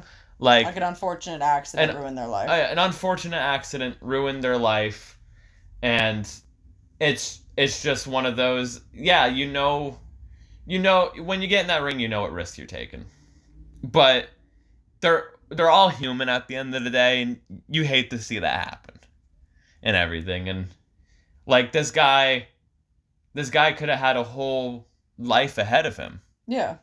He died at the age of 60. That's still technically young. That's really fucking young. Yeah, that's still young and everything. But the last 20 years of his life, he was bound to a wheelchair. He was in a wheelchair by the time he was fucking... If he died at 60, 40. Yeah, he was in a wheelchair at fucking 40. Like, it's just sad. But I guess to end this on a happy, good note, go check out Dynamite Kid. Go check out British Bulldog matches. The British Bulldogs. The British Bulldog is different. That's Davey Boy Smith when he returned after the British Bulldog split up, because he got the naming rights to it and everything. But go check out Dynamite Kid matches. Go check out his nephew, the Dynamite Kid matches. And check out the British Bulldogs matches, because fucking special talent. Lyssie. Yeah. Take us out. All right. Well, I have to piss like a fucking racehorse, so I'm gonna try and make this quick. Thank you guys so much for watching, listening, whatever way you do it. If you guys want to follow us on our social media for the podcast, you can find us at Talkin Wrasslin Pod. That is TALKIN_WRASSLIN_POD. If you want to find me on any other social medias, you could find me on Instagram or Twitter at the same handle, which is Lungtar. That is at LUNG_TAR.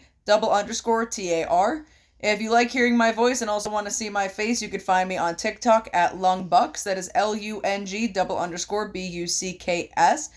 Yeah, it's a play on the Young Bucks, yada yada yada. Dylan, I have to pee. Tell them where the fuck they can find you. Fuck Twitter. I just post random stupid shit on there. But if you can find me on Instagram at Danny Vallo, DANI_VALO_line. That's about it. Tune in next week for another episode of Talkin Wrasslin, where we talk about wrestling and bullshit, and yeah. Alright, yep, thanks for watching, guys. Bye! Bye!